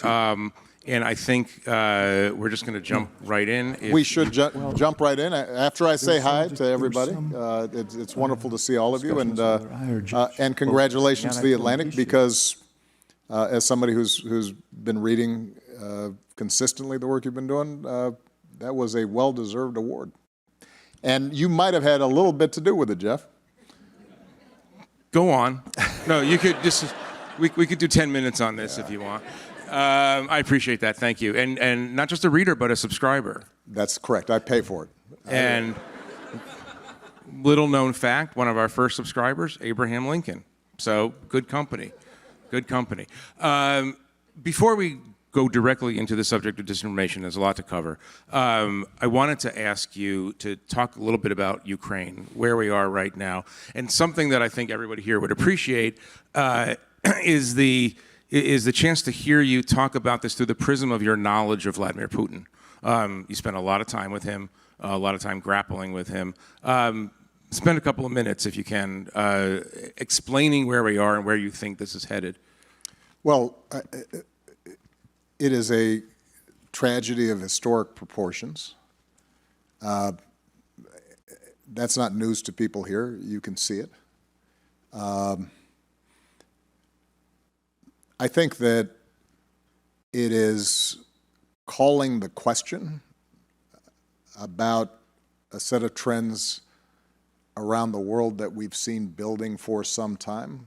Putin represented a very particular reaction to the ideals of democracy, but also globalization, the collision of cultures, the ability to harness anger and resentment around a ethno-nationalist mythology. And what we're seeing is the consequences of that kind of toxic mix in the hands of an autocratic government that doesn't have a lot of checks and balances. I think it is also fair to say that it is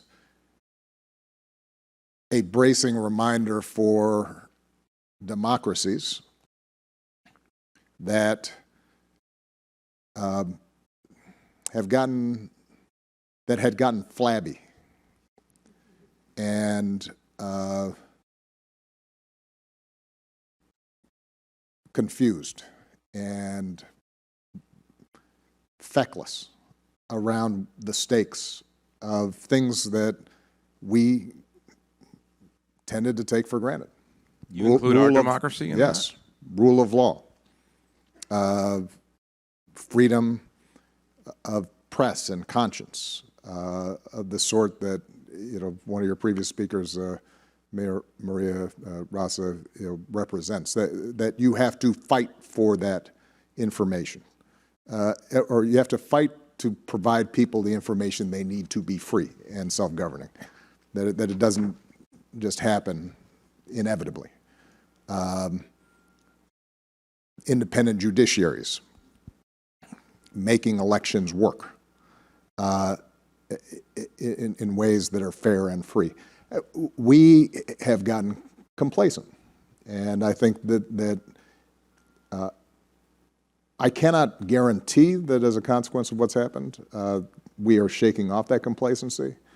I will say that as somebody who grappled with the incursion into Crimea and the eastern portions of Ukraine, I have been encouraged by the European reaction, because in 2014, I often had to drag them kicking and screaming to respond in ways that we would have wanted to see from, you know, those of us who describe ourselves as Western democracies. In terms of Putin and where he takes this, there's been a lot of literature about this, a lot of reporting about this. I don't know that the person I knew is the same as the person who is now leading this charge. He was always ruthless. You witness what he did in Chechnya. He had no qualms about crushing those who he considered a threat. That's not new. For him to bet the farm in this way, I would not have necessarily predicted from him 5 years ago. How much of that is, you know, there have been speculation of the psychology of how much of that is him aging, him being isolated during COVID, et cetera. But as much as I think we cannot count on sudden rationality from him, and as disquieting as the absolute control of information within Russia makes me doubtful about any kind of grassroots or oligarch resistance to the current course of events. I think that what has happened in Ukraine in many ways is more remarkable than, or less predictable than Putin wanting to seize territory. You mean the high level of resistance? The high level of resistance, the degree to which you have somebody like a Zelensky responding to the moment. Part of what changed between 2014 and today is that I think a sense of national identity continued to fortify itself. And ironically, him lopping off, at least informally, annexing Crimea and portions on the east, I think clarified within Ukraine who they were and what they stood for. And I also think the thing that he did not fully anticipate is the degree to which the nature of war has changed, where everybody is seeing exactly what is happening on a real-time basis. And all those things, I think, may lead to, I won't say a happy resolution, but I think has the potential of preventing a maximalist victory for Putin, and that over the long term may allow for a independent Ukraine. Two more quick things on this. Do you think that Ukraine can win by your definition of what win might be? I mean, you look at these cities and you look at the populations and you look at the exodus.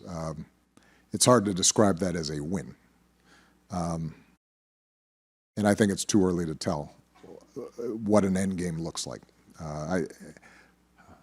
I would not try to predict not only what's in the minds of Putin, but also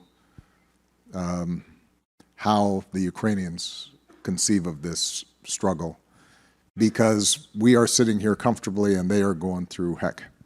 And I, the one thing I try not to do is to project onto them what they should do, and what they should, what we should, how we should define what's tolerable, what the nature of the resistance should look like, how, if negotiations proceed, those should proceed. I think what we can do is support them and their efforts and their courage. And I think the other thing that we can do is take this as a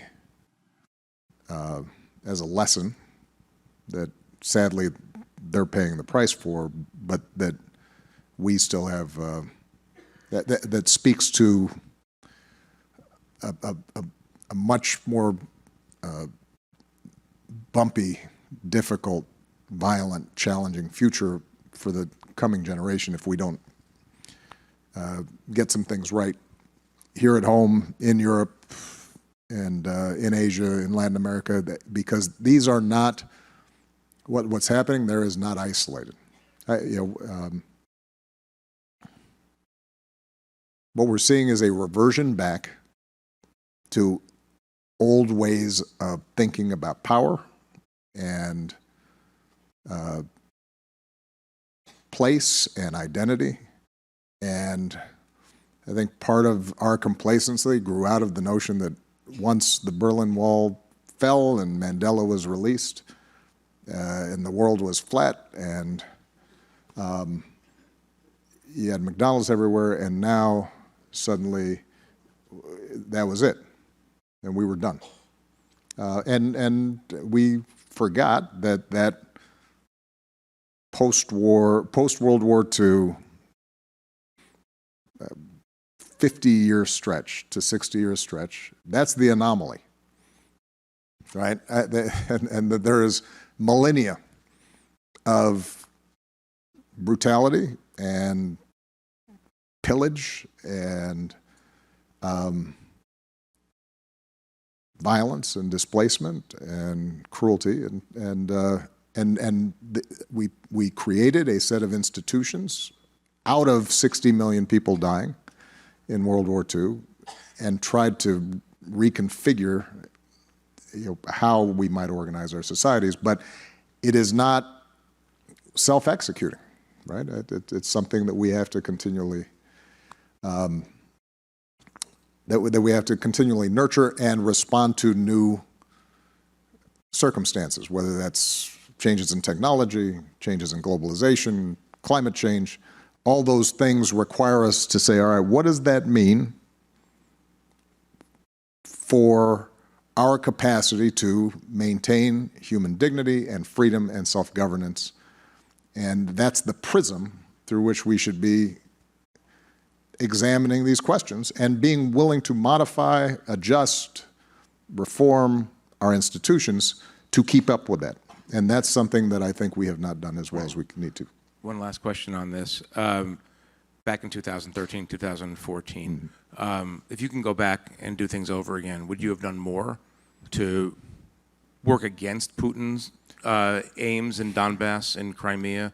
I remember, you and McCain going at it in various points. Well, I actually don't, because the circumstances were different. The populations in Crimea certainly, and their attitudes towards Russia were different, which is why you did not have to have a full-scale invasion.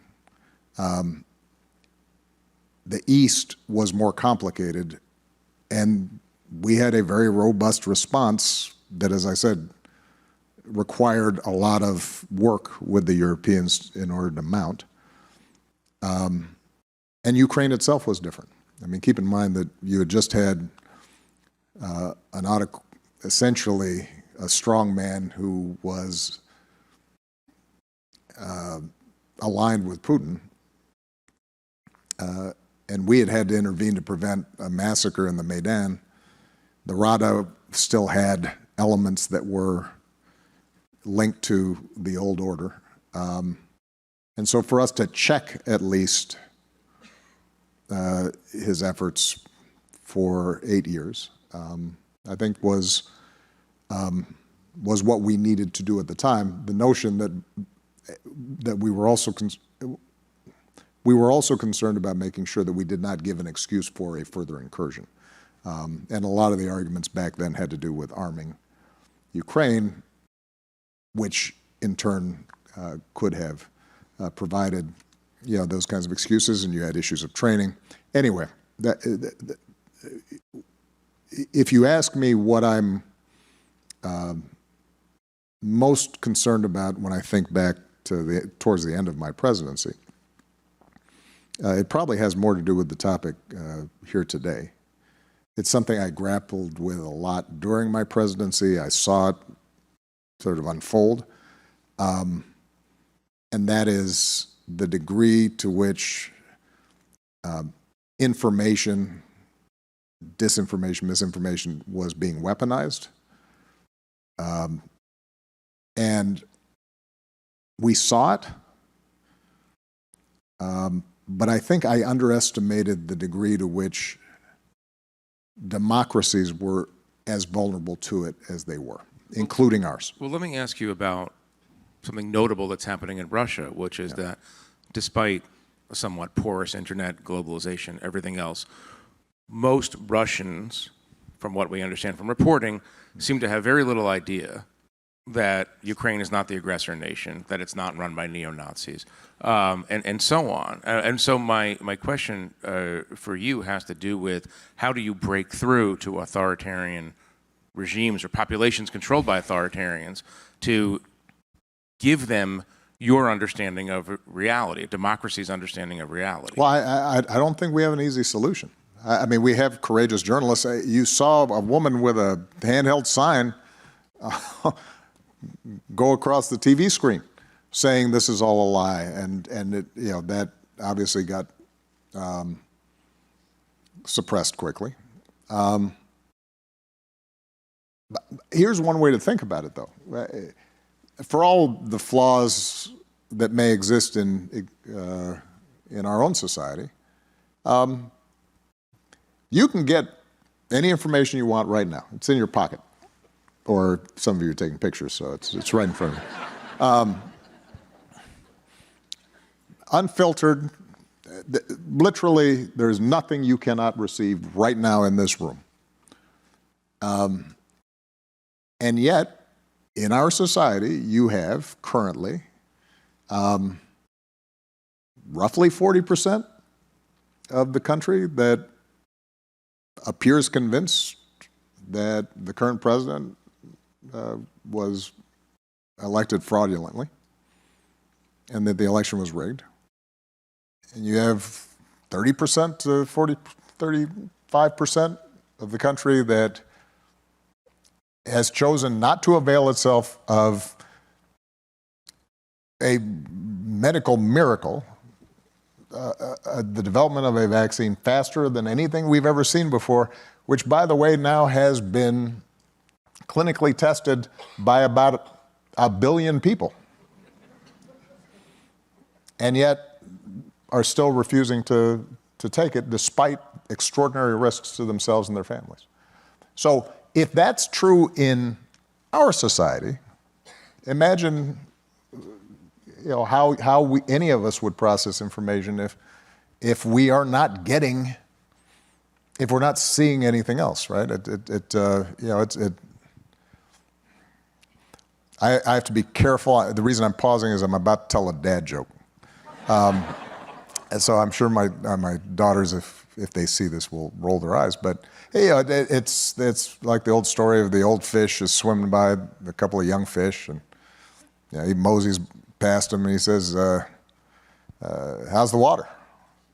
And he keeps on swimming, and one of the young fish looks at the other and says, "What's water?" And I think that's how we are in terms of information, right? We don't know what we don't know.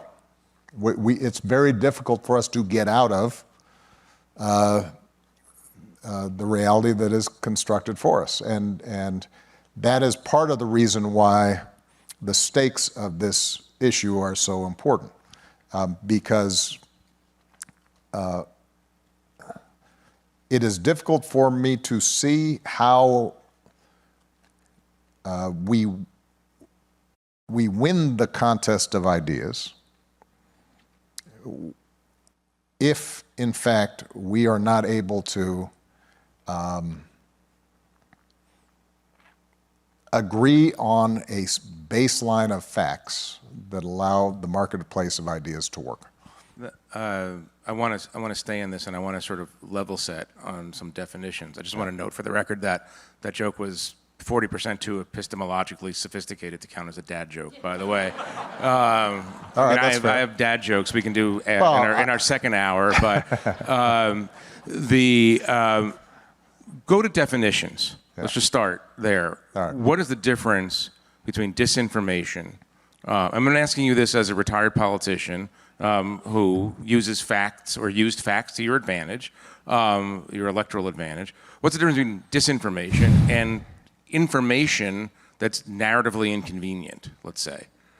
How do you define disinformation, misinformation? I don't think the definitions are that tough. Misinformation is just wrong information, and that's always been with us. We get facts wrong, we say stuff wrong, and we're not going to solve for that problem anytime soon. The way I define disinformation is if you have a systematic effort to either promote false information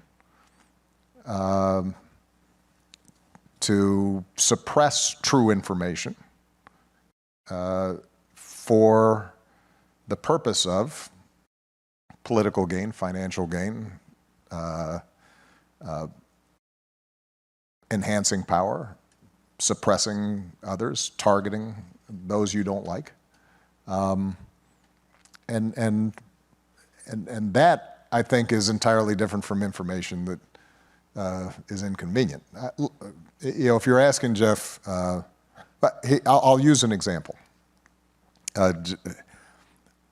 Because I think it also shows that sometimes we get too cute about this, and we're not operating on common sense.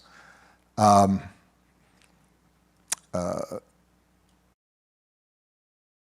was born in Honolulu, Hawaii. There's a clipping there of me in the newspaper, dated 1961. I walked by the hospital every day for the first several years of my life. And so that's an example. That wasn't an example of people being misinformed, right? There was an agenda behind that promotion of what was clearly a false fact, right?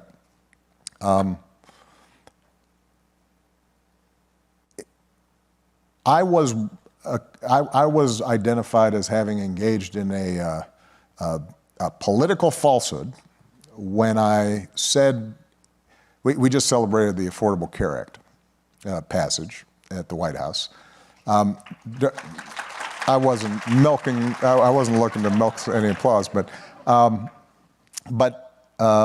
during the run-up to passage, in a speech before the AMA, I think, I said that, and repeated several times, that if you want to keep your doctor, you can. And the point we were trying to make is 85% of people had health care. One of the big problems in trying to get health care for the uninsured is making sure that folks who already had it didn't feel like, weren't vulnerable to scare tactics, that they were all going to be rationed and socialized medicine and they'd lose their plan doctor. And we said, look, we're keeping the system for folks who have employer-based health care intact. Once we passed it and we were starting to implement, one of the things that we had done is to raise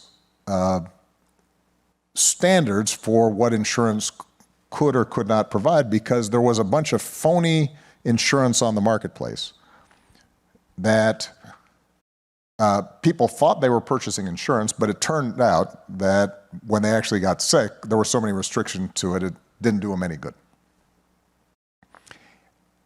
And there was constant churn in this market. So when people were up for renewal for these ultra cheap insurance plans that didn't actually provide coverage, the standard we had set, it turned out they couldn't renew because those plans were no longer being offered. Well, many mainstream reporters, not just Fox News, said, look, he lied. You lost your insurance that you had and you were perfectly satisfied with. And I thought, well, I guess technically it's true that you no longer had the plan you had, because the bogus plans that you used to pay for that offered you no protection when you actually finally got sick, we regulated out of existence.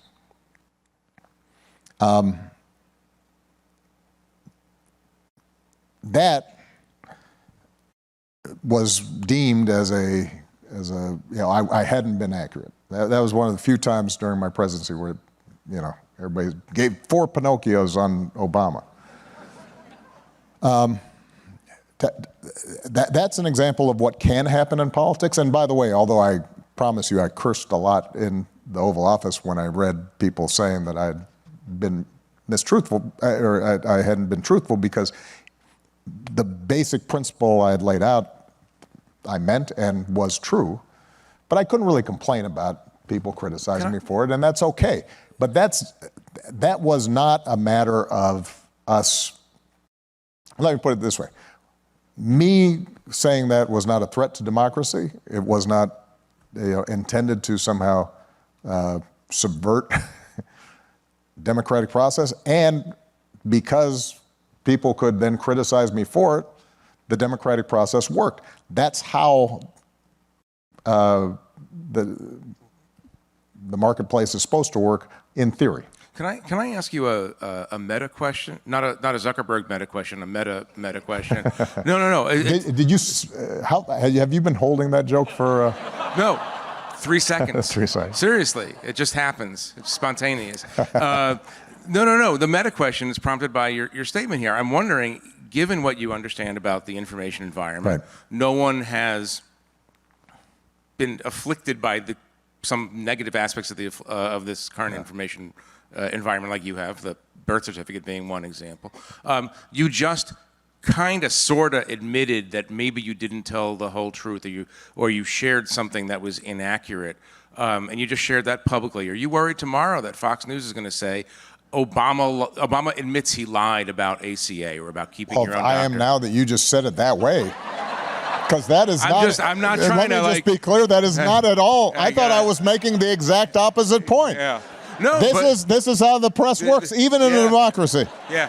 And by the way, even with a award-winning magazine editor.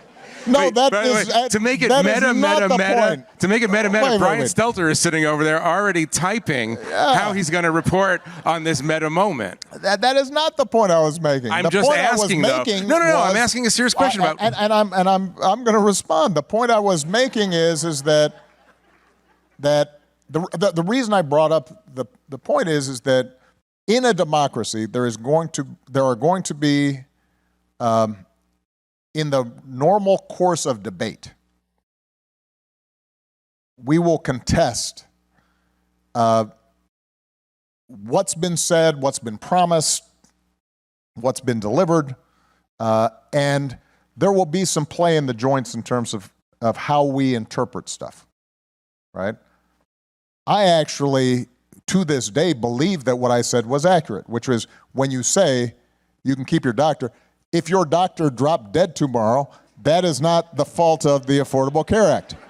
Technically speaking, you did not keep your doctor. You had to find a new one, right? So I was making a broader point, which is that systematically, we are not forcing you out of existing employer-based health care, which is what people at an aggregate level are concerned about.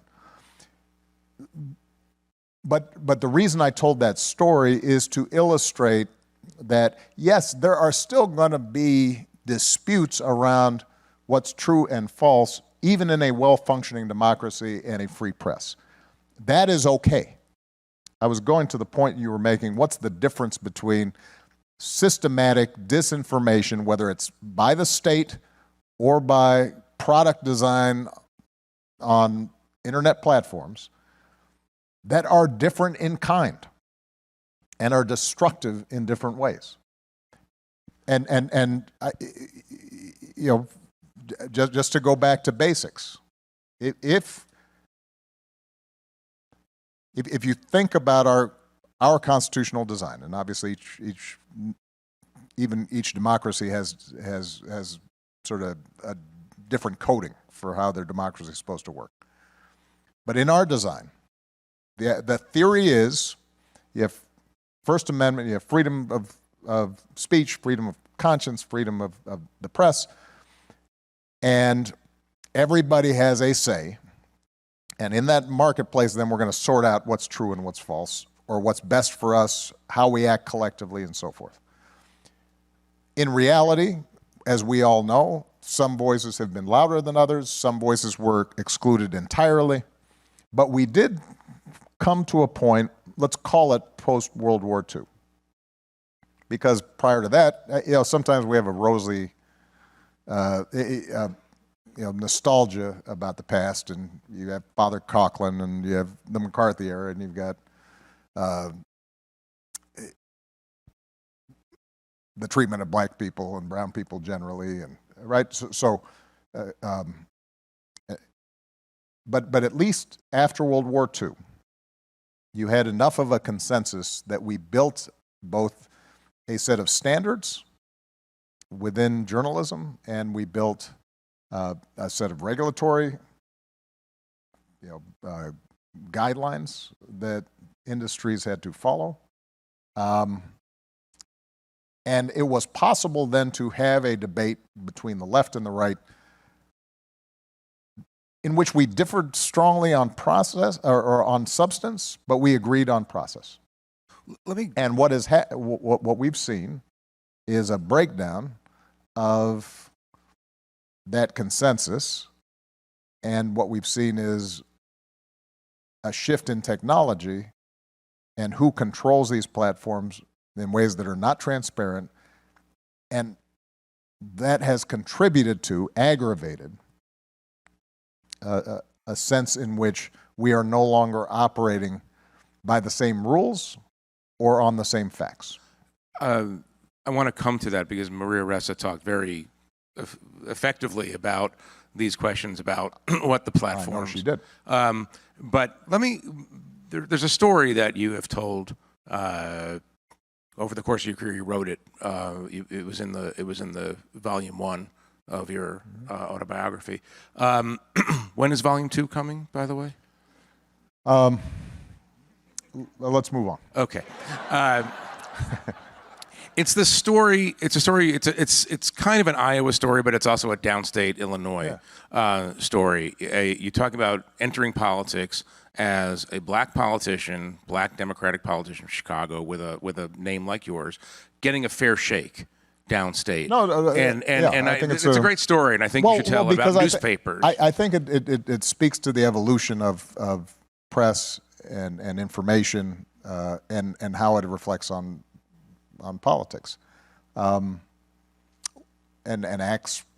Axelrod will remember this because he was, let's face it, he was highly skeptical about the idea of me running for the U.S. Senate 2 years after 9/11 with a name that rhymed with Osama. And I can't fault him for that. So I'm going down to downstate Illinois, and those of you who know downstate Illinois, it's conservative. It's rural. It is conservative. 98% white, some of these counties. And I drive around, and for you young people, there were these things called maps that you had to unfold, and it was really hard to fold them back. And so you'd swing into a town, and I'd typically stop. We'd arrange for me to stop by the local newspaper, and usually you'd have sort of a stereotype, but more than once. Bow tie, crew cut, glasses. Look at you kind of skeptically. Come on in. You want some coffee? Would organize a little round table with the reporters, and you'd sit there and you'd answer questions and bat some ideas around and explain why you were running for the Senate. And typically the next day there would be a little article, because these were small towns, so there wasn't much going on. So even though nobody knew who I was, they'd still report on it. And they say, well, this young man came down, a little liberal for our taste, funny name, but he had some okay ideas, and he's running for Senate.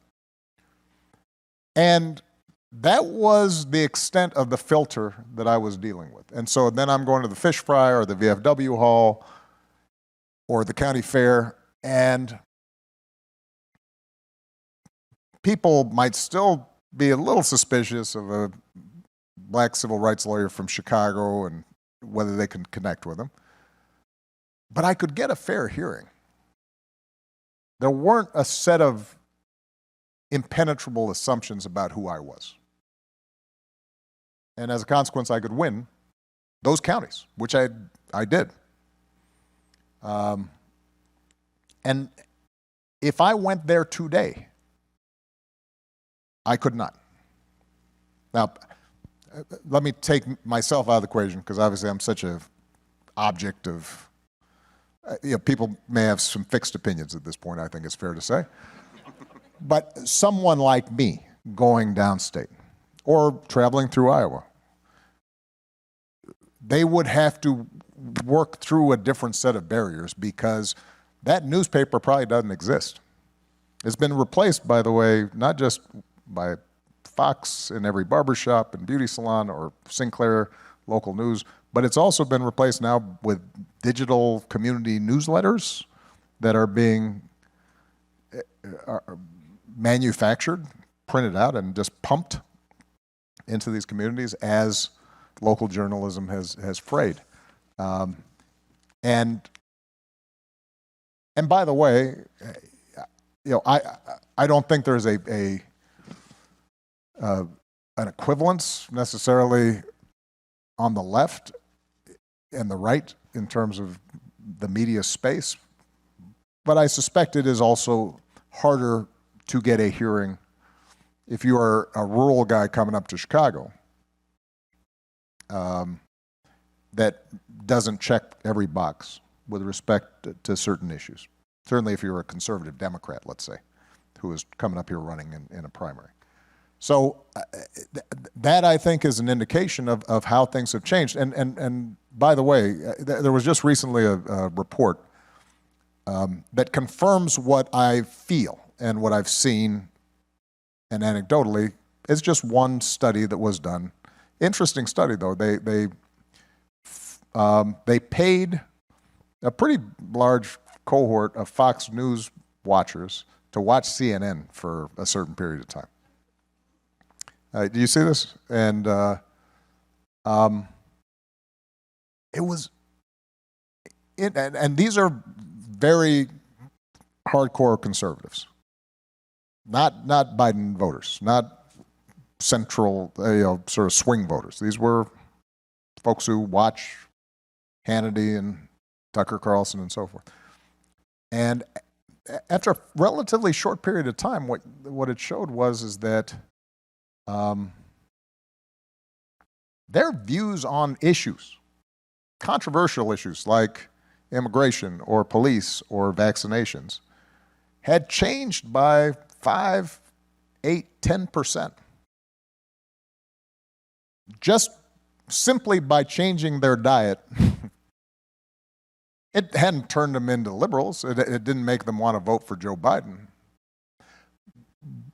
They had just had access to a different set of information. And so I say that to suggest that I think we underestimate the degree of pliability in our opinions and our views.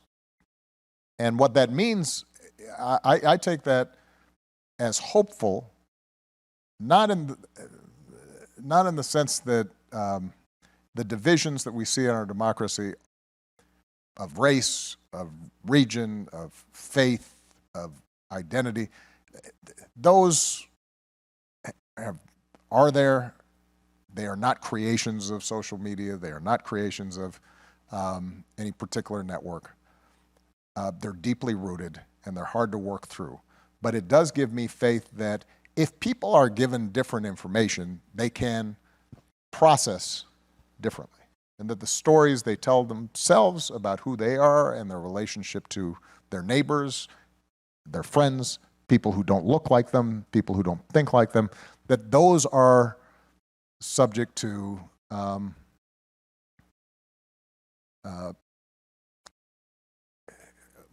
to quote Lincoln, you can either encourage the better angels of folks' nature or their worst. And democracy is premised on the idea that we can come up with processes, including how we share information and argue about information that encourages our better angels. And I think that's possible. But we stay on this newspaper question and journalism question because this is not a natural disaster. I mean, yes, there have been unique pressures that tech companies have put on newspaper companies, but Alden Capital, for instance. Yeah, you guys did a great story about a venture capital firm that single-handedly scooped up and destroyed a whole bunch of newspapers in this country for profit. It's a man-made disaster in some cases. What is your specific recommendation about these news deserts that have been created across the country? And you could fold in the tech companies and their responsibilities. Why don't I step back just for a second and maybe just share a couple of assumptions that I have, in the interest of this transparency. Number one, as I said, I don't think that our media companies, our tech companies, social media created the divisions in our society. But I do think that what has happened in our media ecosystem is exacerbating and making democracy more difficult. Number two, I am close to a First Amendment absolutist. I believe in the idea of not just free speech, but also that you deal with bad speech with good speech, that you engage, that the exceptions to that are very narrow, and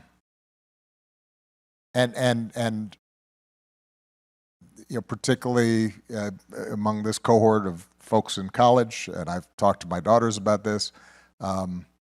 I don't want us to be such a society of manners that we feel like our feelings are hurt and we can't hear something that somebody says and we wilt. I think I want us all as citizens to be in the habit of being able to hear stuff that we disagree with and be able to answer with our words. Number three, I think that duplicating the consensus that we had post-World War II, and you had 3 TV stations and newspapers in every major cities, in some cases like Chicago, multiple newspapers, and an FCC and all that. I think that's hard to duplicate, not just because of technology and the proliferation of content, but also because of the internationalization of content. That makes it more difficult. And number four, let's stipulate that there is no such thing as perfect objectivity. Right? New York Times, obviously chooses which stories to write and which reporters to hire, and they have certain perspectives that reflect itself in their newspaper, and even AP and Reuters and UPI, same thing. But along with that, I would also argue that there's things that are more true and things that are less true. That the basic ideas of checking sources and having multiple sources and fact-checking and not reporting things that somebody just popped off and heard, and the value of expertise and science, that those things are important, right? And that there are some areas that are not subject to fact-checking, and those are things we call opinions or faith or belief, and those are important too. Those speak to our emotions, but that is different from what in the public square we're supposed to be at least being able to find agreement on. So if I stipulate all that stuff, then what I would say is that the loss of journalism or local journalism, the nationalization of sort of a grievance, anger-based journalism, the growth of social media and technology whose product design monetizes anger, resentment, conflict, division, and in some cases makes people very vulnerable, right? This isn't just words, but can lead to violence. And, and it's not just, the Rohingya in Myanmar. It's not just, in some far off place, right? But if you are a woman, if you are a person of color, if you are a trans person right now in certain parts of this country, what's said matters. And what you now have is these product designs that are, and I think this was already said by Maria and others previously, in a non-transparent way that we don't have much insight to, a series of editorial choices are essentially being made that undermine our democracy, and oftentimes when combined with any kind of ethno-nationalism or misogyny or racism can be fatal. And that is the media ecosystem that we now are occupying. And the good news is I actually think that it is, at every juncture, every time you've had a new media, we've had this kind of churn, and then we've come up with rules to try to figure out how do we fix it. But in order to fix it, we are going to have at least a consensus about what's our North Star. What is the thing, the guiding principle around which we fix it? And my concern is right now that at least a portion of the country either isn't interested in fixing it or disagrees with what I would think our North Star should be, which is, do we have a free, self-governing society based on democratic principles? Let me ask a self-described near First Amendment absolutist, how would you very specifically want to regulate social media companies to make sure that they're not privileging anger, privileging division and polarization through their algorithms? So we've got a supply issue and we've got a demand issue for toxic information, right? And on the supply side, I do think that the tech companies are going to be increasingly the dominant players. They are private companies, which means that they are already making a range of decisions about not just what is on or not on their platforms, but also what gets amplified and what does not. And I think it is reasonable for us as a society to have a debate and then to put in place a combination of regulatory measures and industry norms that leave intact the opportunity for these platforms to make money, but say to them that there's certain practices you engage in that we don't think are good for our society, and we're going to discourage. And so a specific example would be, there's been a lot of debate around Section 230. I don't know that entirely eliminating Section 230 protections from liability is necessary. I certainly think that providing Section 230 liability for paid advertising that is micro-targeting certain groups and we have no transparency into, that's not serving any particular benefit in terms of startups or innovation or so forth. And that can be really damaging. So I think that we have to have a set of debates around that. And there are smarter people than me who are working on this. The issue of anonymity and the distinction between bots and humans, or bot farms and people who actually have opinions. Are there ways of sorting that out? In some circumstances, it's important to preserve anonymity in terms of, so that there's space in repressive societies to discuss issues. But as we've all learned, it's a lot harder to be rude, obnoxious, cruel, or lie when somebody knows you're lying and knows who you are. And I think that there may be modifications there that can be made. So look, the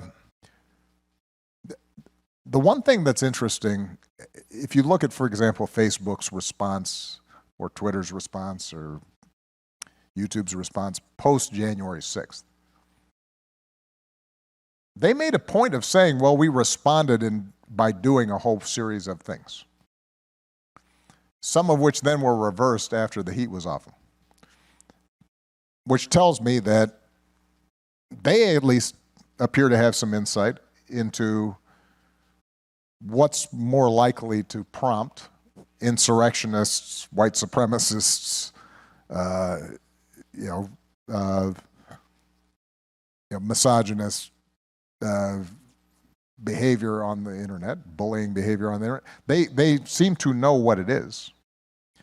And I'm less interested in them, in fairness to them, many of them will acknowledge, we don't want to be policing everything that's said on the internet.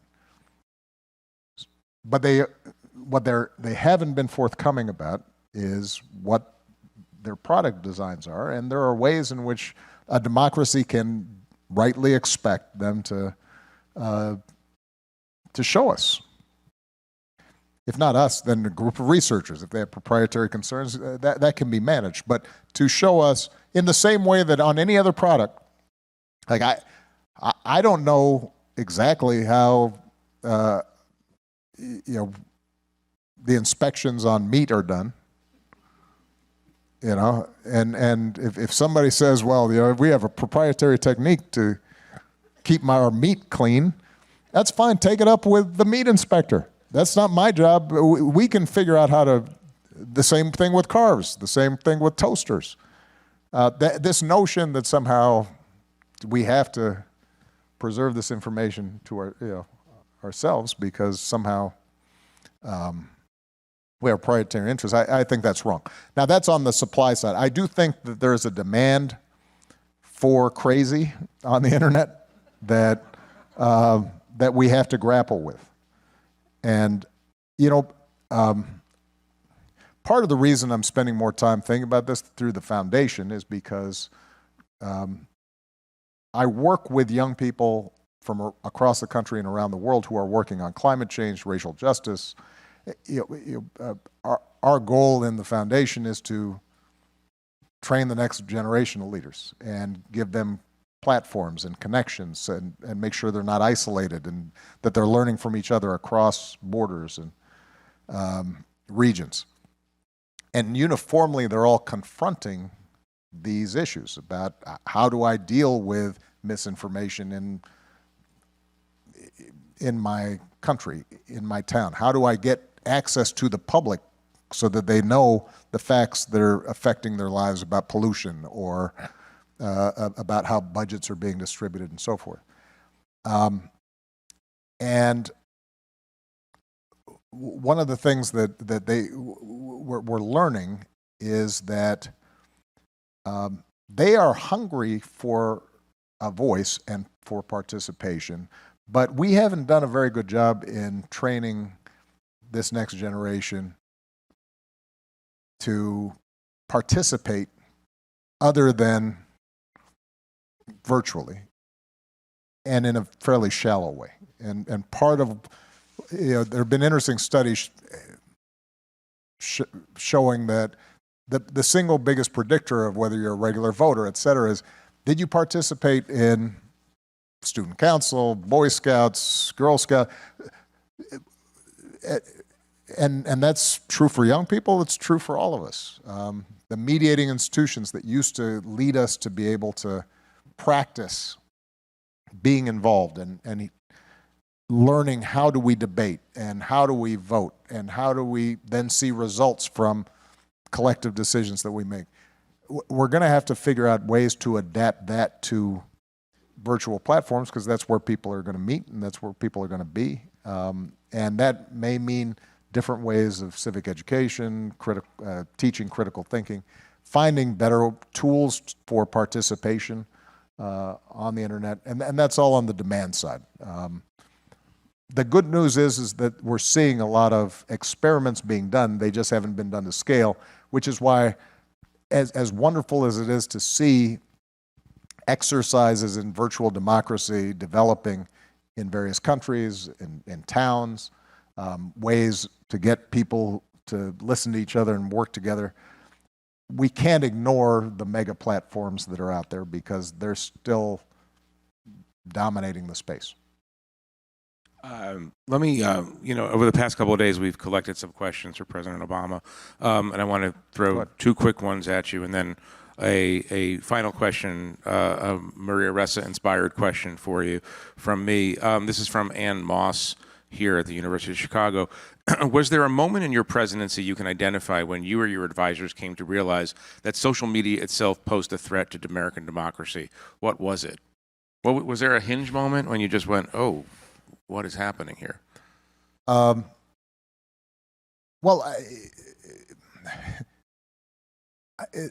It's weird to remember that the smartphone came out in 2010. I mean, it's been 12 years since this ubiquitous thing came out. And so for us, what we saw was, I think you can draw a direct line during our campaign, Sarah Palin, birtherism, death panels. There was what's been called truth decay, right? There was an erosion of what was considered acceptable to assert in the press, period. That's all pre-social media. So what I did see was, I think, a erosion of accountability norms and standards Accelerated? in political life. And then when social media hits, then I think that you saw it spread and accelerate. But I wouldn't say that even by 2012 that social media was the main carrier. I think it was actually in my second term that you start seeing not just bad information, but you also start seeing an acceleration of misinformation.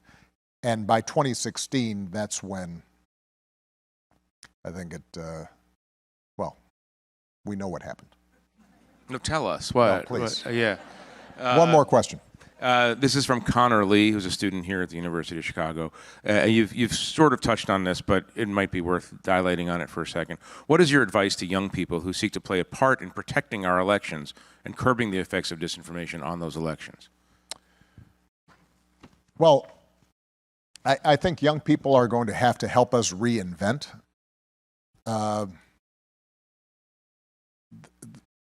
For a primarily virtual social media space, the same kinds of rules, norms, practices, processes that existed before, and I think that's going to take a while. But you are going to have a better idea of what works and what doesn't to encourage veracity, accountability, the ability to listen to people who you don't agree with, to create those spaces. And so, you know, through the foundation and other institutions, we're really soliciting from young people ideas and trying out a bunch of things. You know, I think this is going to be, it's going to take some time. I don't think this is there are no silver bullet solutions to this, and I don't think that it's going to be solved in a year or 2 years or 4 years. I think this is building up the habits, the muscles of democracy that have atrophied is going to take some time. But I'll close with what I said before. If you ask me how I'm going to sort through what are a set of genuinely difficult questions, technological questions, free speech questions, you know, how do we encourage citizens questions? If you ask me, what's my guiding principle? My guiding principle is, does this make our democracy stronger or weaker? And when I say democracy, I don't just mean elections. Does this make a multiracial, vast, diverse country more likely to work together and to affirm basic notions of fairness, process, truth, or is it sending us in the reverse direction of tribalism, you know, resentment, anger, division, and so that's what I'm thinking about. That's what I'm working on. And the reason that it's important for us to get this right, you started with Ukraine, I'll end with Ukraine. This is an international trend. And the one thing I'm here to report on about America is, for all the times we didn't live up to our ideals, for all the times that we've made mistakes on the international stage, or been hypocritical in terms of how we applied our faith in democracy.